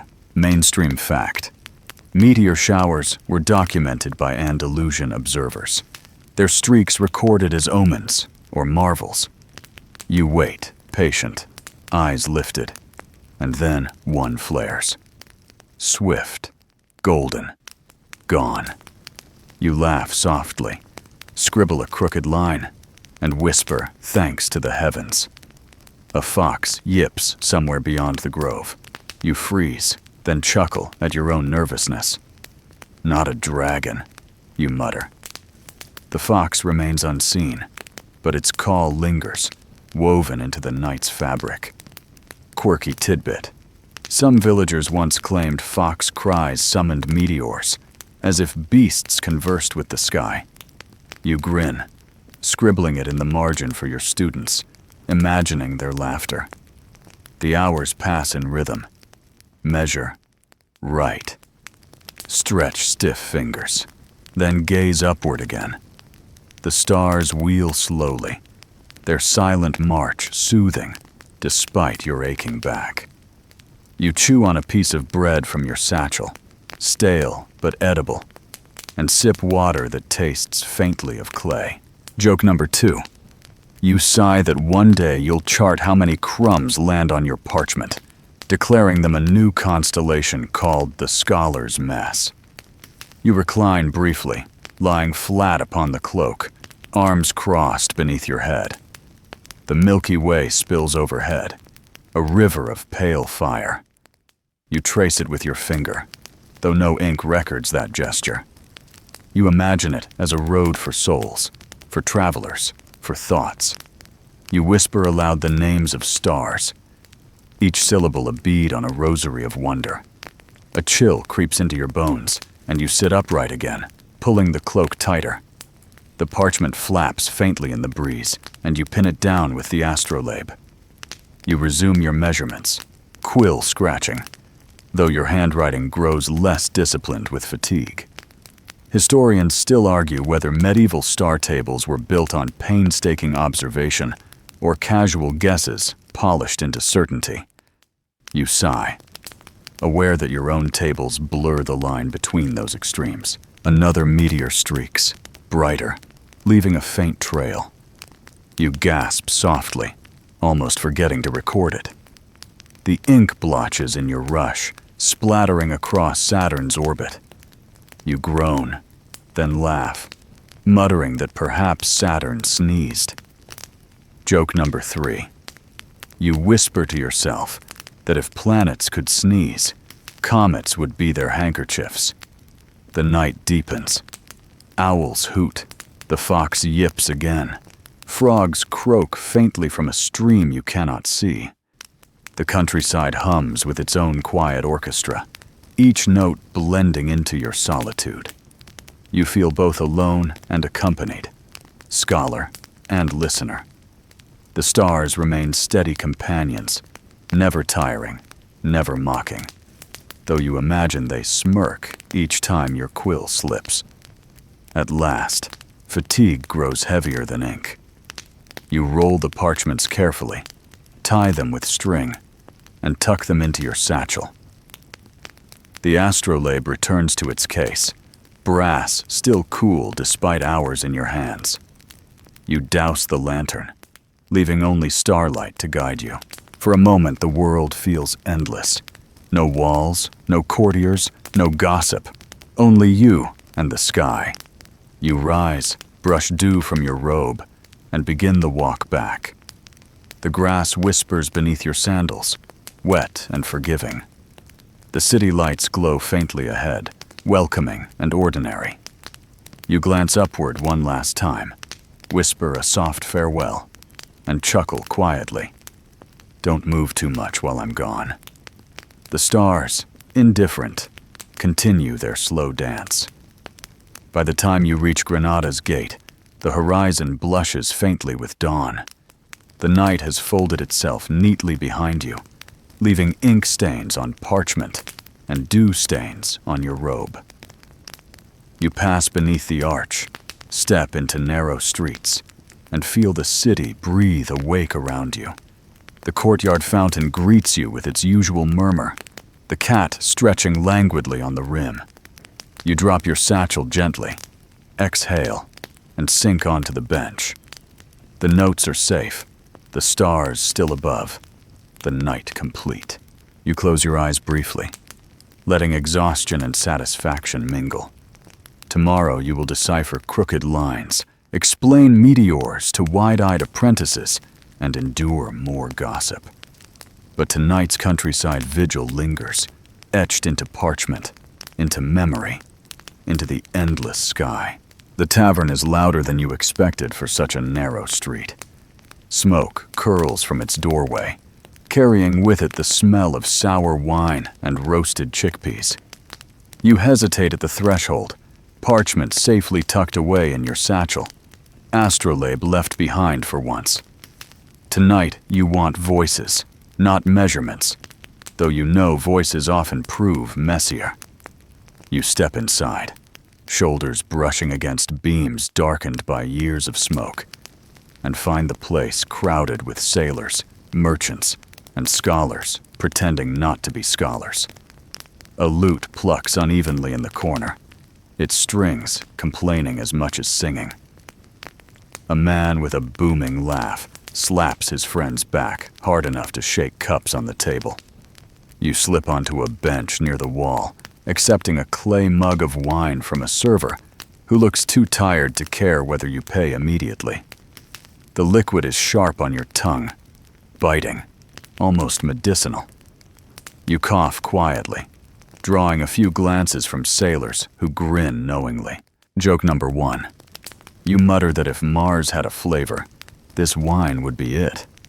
Red, bitter, and leaving regrets in the morning. Nearby, sailors unfurl a map across their table, jabbing at lines with greasy fingers. The parchment is wrinkled, ink smeared from salt air. One notices you watching and waves you over. You hesitate, then shuffle closer, curious. They demand to know whether their route matches the stars. You peer at the map, tilt your head, and suppress a laugh. It is upside down. You rotate it gently, pretending deep concentration. Historians still argue whether sailors of this period relied more on charts or instinct. Judging from these men, instinct and ale outweigh charts entirely. One sailor mispronounces Mars as mules, slurring through his grin. You blink, confused, then burst into laughter. The table erupts with you, and soon everyone debates whether celestial donkeys pull planets across the sky. Quirky tidbit: a few ancient texts did describe the heavens as animals yoked to invisible chariots. You scribble the thought into the margin of your own notes later, mostly for amusement. The sailors press you for predictions, whether their voyage will prosper, whether storms loom. You explain patiently that stars are steady guides, but indifferent to cargo. They nod solemnly, then promptly return to boasting that they can outdrink comets. You retreat to your bench, chuckling, sipping wine more cautiously this time. The tavern swells with noise. Merchants argue about spice prices. Gamblers slap dice against wood. A juggler tosses knives far too close to the lute player. You scribble a few phrases onto parchment scraps, notes not of stars, but of human constellations. Clusters of voices orbiting food and drink, their gravity, laughter, and song. Historians still argue whether taverns contributed to scholarship by spreading news or corrupted it with distractions. Tonight, you lean toward both. At one point, a bearded man leans across your bench, squinting at your parchment. "You write spells?"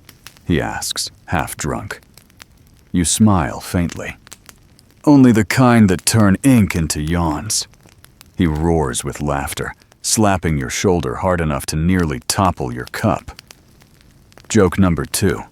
You whisper to yourself that perhaps this is the true danger of scholarship. Wine stains rather than censorship. The lute player begins a new song, one you recognize from a street festival. The rhythm is clumsy but spirited. Patrons clap along, some offbeat, others too enthusiastically. You tap your quill against your knee, measuring the tempo as though it were planetary movement. For a moment, you imagine charting tavern rhythms like celestial spheres, drunks as wandering stars colliding in elliptical orbits. The thought makes you grin into your cup. As the night deepens, arguments shift from trade to superstition. A merchant swears his ship was followed by a fiery ball in the sky. A scholar nearby insists it was a comet, rattling off Latin phrases between hiccups. Another counters it was lightning over the sea. Voices rise, hands wave, wine sloshes. You watch with quiet amusement, noting how easily cosmic debates spill from halls into taverns. The difference is only in vocabulary, not in passion. The server returns with another jug, refilling cups indiscriminately. You wave her off gently, still nursing your first. Your head already hums, thoughts drifting like loose clouds. The parchment before you bears doodles of donkeys, stars, and a crooked compass rose. You laugh quietly, imagining your apprentices discovering it tomorrow and assuming you've discovered a new zodiac. Eventually, the noise softens. Some patrons stumble out into the night, others collapse against tables. The lute player snores beside his instrument, strings humming faintly under his weight. You gather your scraps, tuck them into your satchel, and rise carefully. The floor tilts slightly beneath you. Wine's subtle revenge. You steady yourself, nod to the sailors, and step back into the cool air. Outside, the street is quieter, though voices still echo faintly. You look upward instinctively.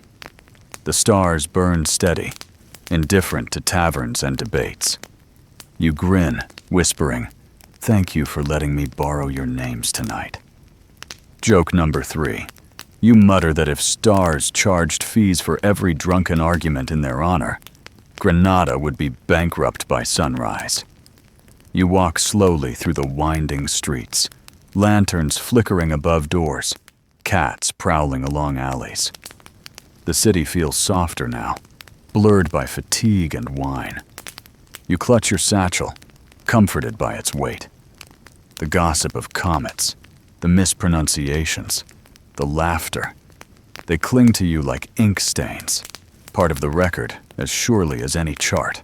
By the time you reach your courtyard, the fountain greets you with its familiar murmur. The cat waits, unimpressed, tail curled. You pat her head, mutter a slurred goodnight, and slip inside. The candle sputters awake, parchment glimmers, and you set the scraps down among your other notes. Tomorrow, you will sort them. Maybe. Tonight, you collapse onto your bench, still grinning at the memory of celestial mules. The stars continue above, steady as ever, while laughter fades into sleep. The rumors reach you first as whispers in the market. A woman selling pomegranates leans toward her neighbor and mutters about Castilian troops moving south.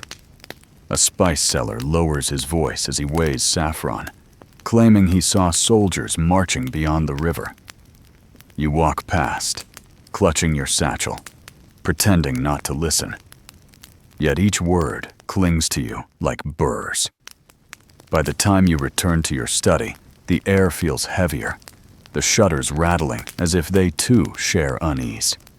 You sit at your desk, unroll fresh parchment, and dip your quill. The astrolabe waits, gleaming patiently, but tonight your focus falters. Each time you draw a line, you imagine it cracking beneath bootsteps. You shake your head, force your eyes skyward through the narrow window. The stars remain steady, unbothered by rumors, indifferent to armies. Joke number 1. You whisper that if soldiers tried to invade Orion's belt, they'd find nothing but empty trousers. Your apprentices arrive in the morning, their chatter louder than usual, though tinged with nervousness. One asks directly, "Master, are the Castilians coming?" You sigh, motion for silence, and place the astrolabe in his hands. "The stars," you tell him, "move whether kings rise or fall. That is their gift." Historians still argue whether scholars truly avoided politics or were simply wise enough to wrap truth in metaphors. You prefer the metaphor. It buys peace. Still, the tension seeps in. At the madrasa, debates swell not just about eclipses, but about fate.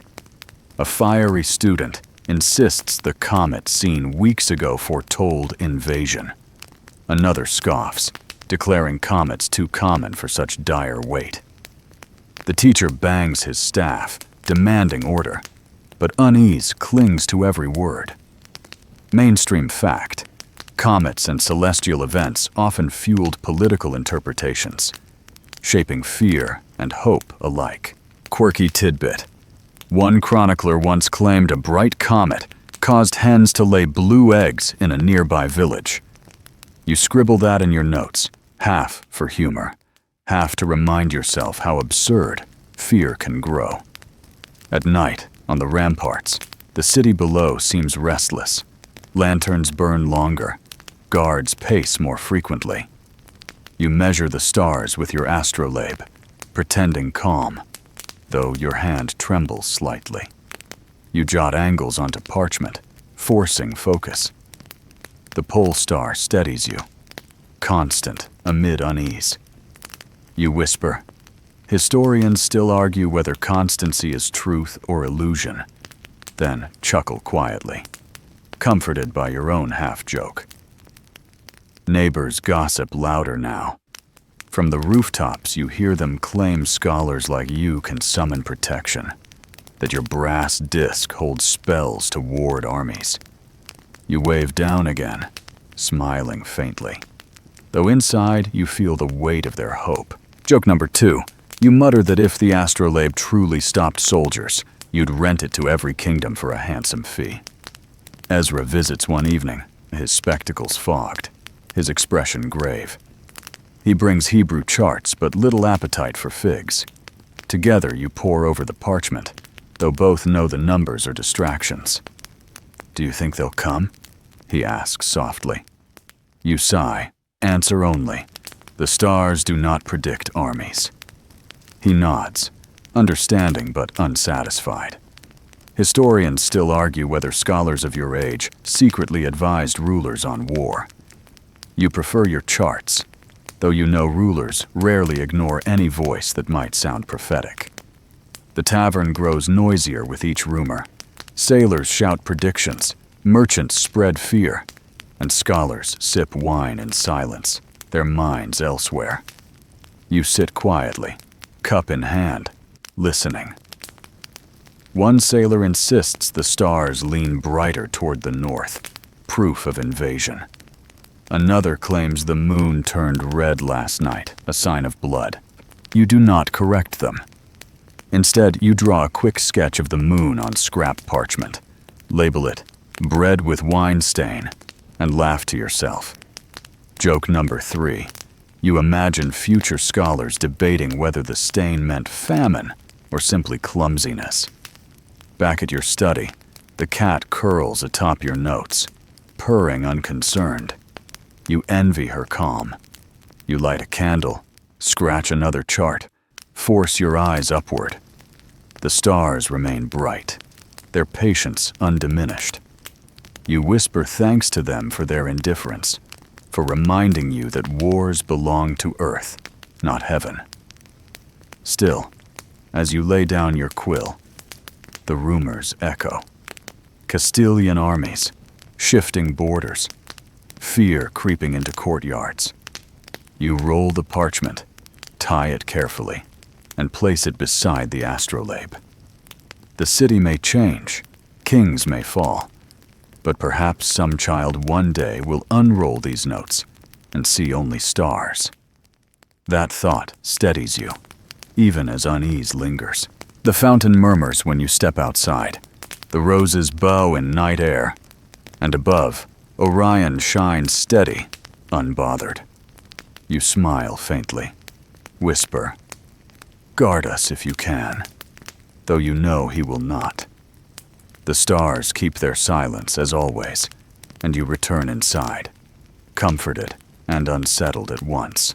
The arches of the courtyard glow with lamplight as your apprentices gather one last time. They file in slowly, robes rustling, sandals scuffing against stone, eyes heavy but eager. You watch them settle on the benches, their chatter weaving together like sparrows before silence. Tonight feels different, a little sharper, as if each student senses something closing. You smooth your robe, rest the astrolabe upon the fountain's edge, and call them closer. They crowd around, hands clasped, parchment ready. You begin with a smile that hides your fatigue. Tonight, you say, we gather not for numbers alone, but for the joy of looking upward. Their eyes brighten. You lift the astrolabe, its brass gleaming under lamplight, and spin the rete slowly, letting the star pointers catch and reflect. The hush that follows is thicker than usual, reverent, like a prayer. You guide them through the steps once more. Align the rule. Tilt the disc. Read the angle. One apprentice fumbles, holding the astrolabe upside down.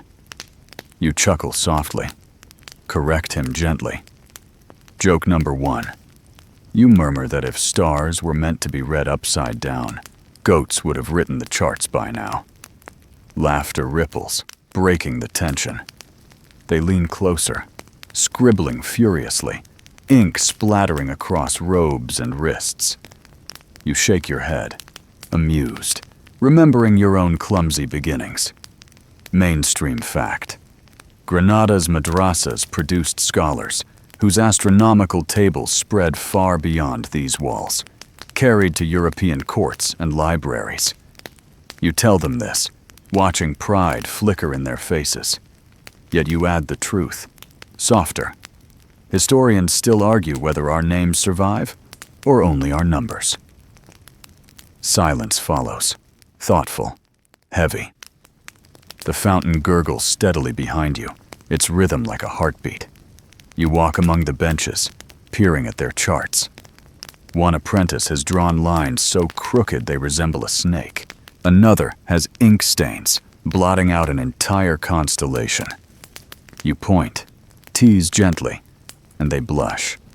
But they smile too. Quirky tidbit.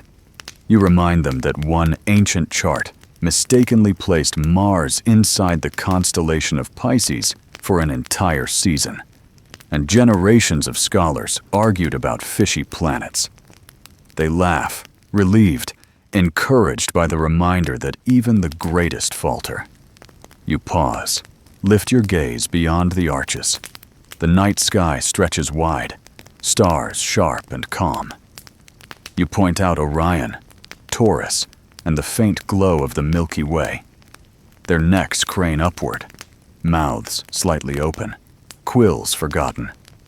For a moment they are children, wonder blotting out anxiety. You let the silence linger, then whisper, "The heavens remind us of scale. Our worries are smaller than they appear." Still, the undercurrent of unease hums.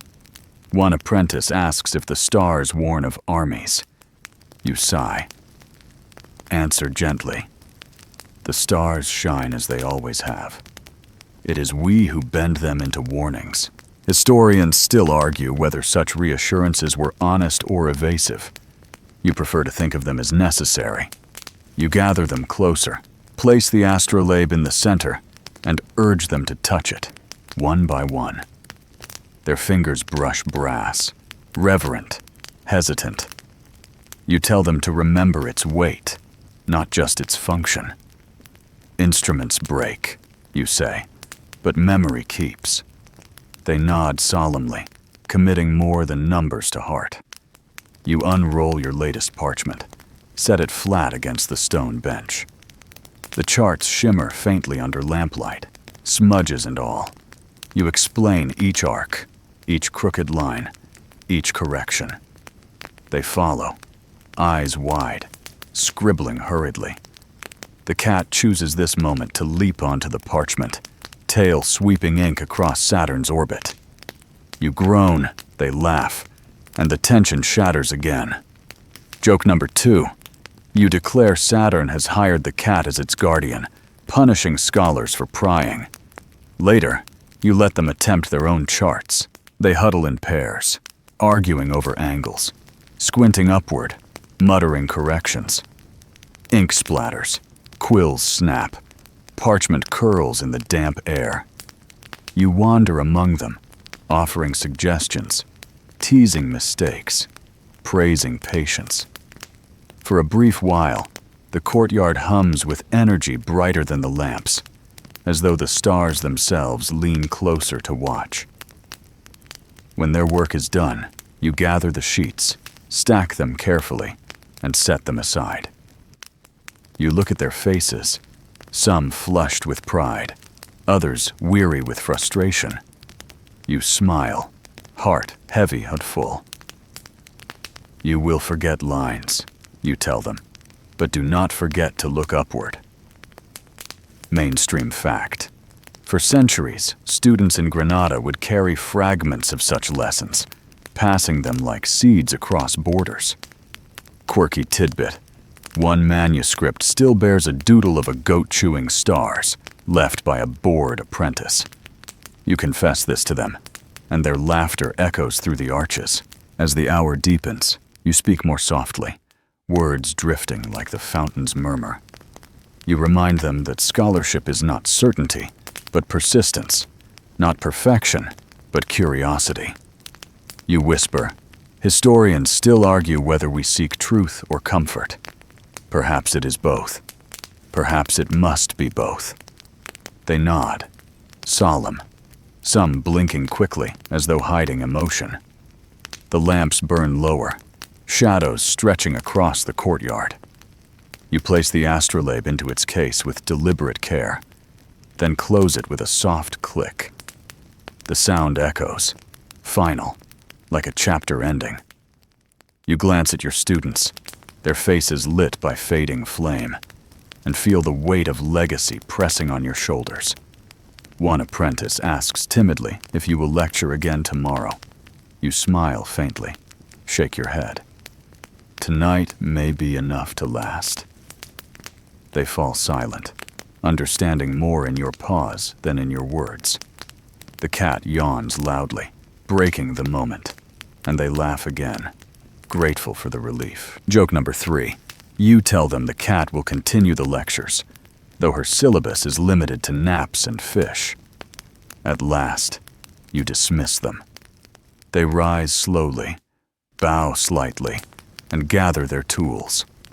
Their footsteps echo softly as they depart through the arches, fading into night. The courtyard empties, leaving only you, the fountain, and the stars overhead. You sit on the stone bench, listening to the silence grow thicker, pressing around you like velvet. You lean back, gaze upward. Orion still glitters, smug and steady. The Milky Way flows pale across the dark. You whisper, "Remember us kindly," though you know the stars will not. Yet you smile, comforted by their indifference. You gather your parchments, tie them carefully, and rise. The fountain gurgles softly, the roses bow in night air, and the arches stretch protective above you. You step toward your study, astrolabe secure, parchments pressed to your chest. Behind you, the courtyard waits, empty yet full of memory. Ahead, the night stretches. Eternal. Dawn creeps into Granada with the softness of silk, pale light seeping through shutters, brushing gently across tiled roofs. You wake at your desk, head heavy against your folded arms, parchment stuck faintly to your cheek. Ink stains mark your skin like constellations drawn in miniature. You groan, stretch stiff arms, and peel the parchment free, half amused, half weary. Outside, a rooster crows with unnecessary pride, as though he alone raised the sun. You shuffle to the courtyard, robe dragging against stone, satchel slung loosely across one shoulder. The fountain murmurs as always, steady, timeless, unconcerned. The cat lounges along its rim, tail flicking lazily, eyes half closed. You pat her head, then glance upward. The stars have vanished, swallowed by morning, but you remember their placement, as though they still hang above. You smile faintly, whispering, "Behave until tonight." Students arrive slowly, yawning, robes wrinkled. They gather with unusual quiet, sensing the morning holds more than ordinary lessons. You spread your parchment on the bench, charts uneven, but proud.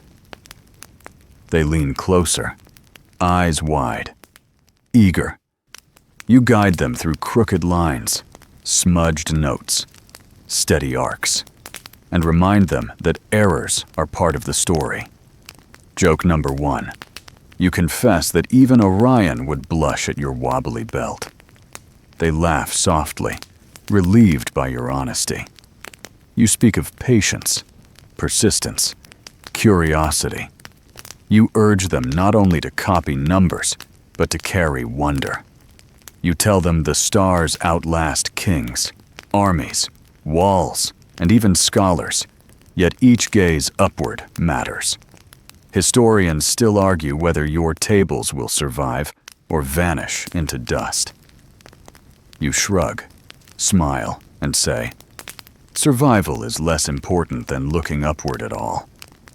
They nod, some scribbling, others simply staring with quiet awe. A breeze stirs the courtyard, roses swaying, petals scattering like tiny stars. The apprentices reach for them, laughing, tucking blooms behind ears. You chuckle, shake your head, and remind them that beauty too is worth noting. Mainstream fact: scholars in Granada preserved not only astronomical charts, but poetry, blending science and art into the same breath. Quirky tidbit. One poet once compared Jupiter to a loaf of bread rising too slowly. You repeat it aloud, and they burst into laughter, imagining planets as pastries. The laughter fades, replaced by calm. You close the astrolabe case with a firm click, the sound final, echoing gently beneath the arches. You place it into your satchel, pat the brass, and feel its weight with quiet pride. Joke number 2. You murmur that if the stars ever sue you for misrepresentation, the astrolabe will defend you in court. Even the quietest apprentice chuckles. You watch them scatter slowly, their footsteps fading through the arches. Some glance back, some do not, but all carry parchment, ink stains, and a glimmer of upward wonder. You exhale, shoulders loosening, heart lighter. You remain alone now, fountain murmuring, roses nodding, cat snoring. You sit on the bench, close your eyes, and let the silence drape across you. The city stirs beyond the walls, voices rising, carts clattering. Rumors of armies persist, gossip thickens. Yet here in the courtyard, the air feels steady, untroubled. You whisper to yourself, the stars remain, whatever else comes. Historians still argue whether that thought is naive or wise. You decide it is both, and you smile. You gather parchment carefully, tie them with string, tuck them into the satchel. The cat hops down, follows you toward the study, tail high. You glance once more at the brightening sky, then close the shutters gently. The night has ended, but its legacy lingers in ink, brass, memory. Joke number 3. You whisper that if dawn itself were a scholar, it would surely spill ink across the sky each morning. The thought makes you laugh softly to yourself, even as you extinguish the last candle. The story softens here, like footsteps fading down a quiet hall. The courtyard rests behind you, its fountain still murmuring, roses still bowing, cat still curled into her own endless dream. The parchments wait in their satchel, tied with careful knots, patient for another hand, another eye, another night of stars. You lean back in your chair, body heavy, thoughts drifting, and let the stillness wrap around you. Outside, Granada brightens. Rooftops glow with sunlight. Shutters creak open. Bread bakes. Voices rise. Yet in your chamber, the air remains gentle, as though time itself lingers. Slower, softer. You imagine the stars overhead, invisible but steady, their light streaming still, though unseen. They wait quietly, indifferent to kings, to wars, to scholars. Their patience becomes your comfort. Your breath slows. Each inhale longer, each exhale deeper, until the rhythm itself feels like the fountain's song. The ink stains on your hands, the brass weight of the astrolabe, the laughter of apprentices, all fade into a calm blur, warm and distant. You smile faintly, eyes half closed, and let yourself rest inside that blur. The final thought drifts in like a whisper. Wonder endures. Even when notes smudge, even when parchments fade, the act of looking upward remains. You feel it settle gently inside you, not as duty, but as ease. You rest your head, close your eyes, and let the night's quiet promise fold over you like a blanket. Sleep comes slowly, peacefully, carrying you outward, upward, into silence.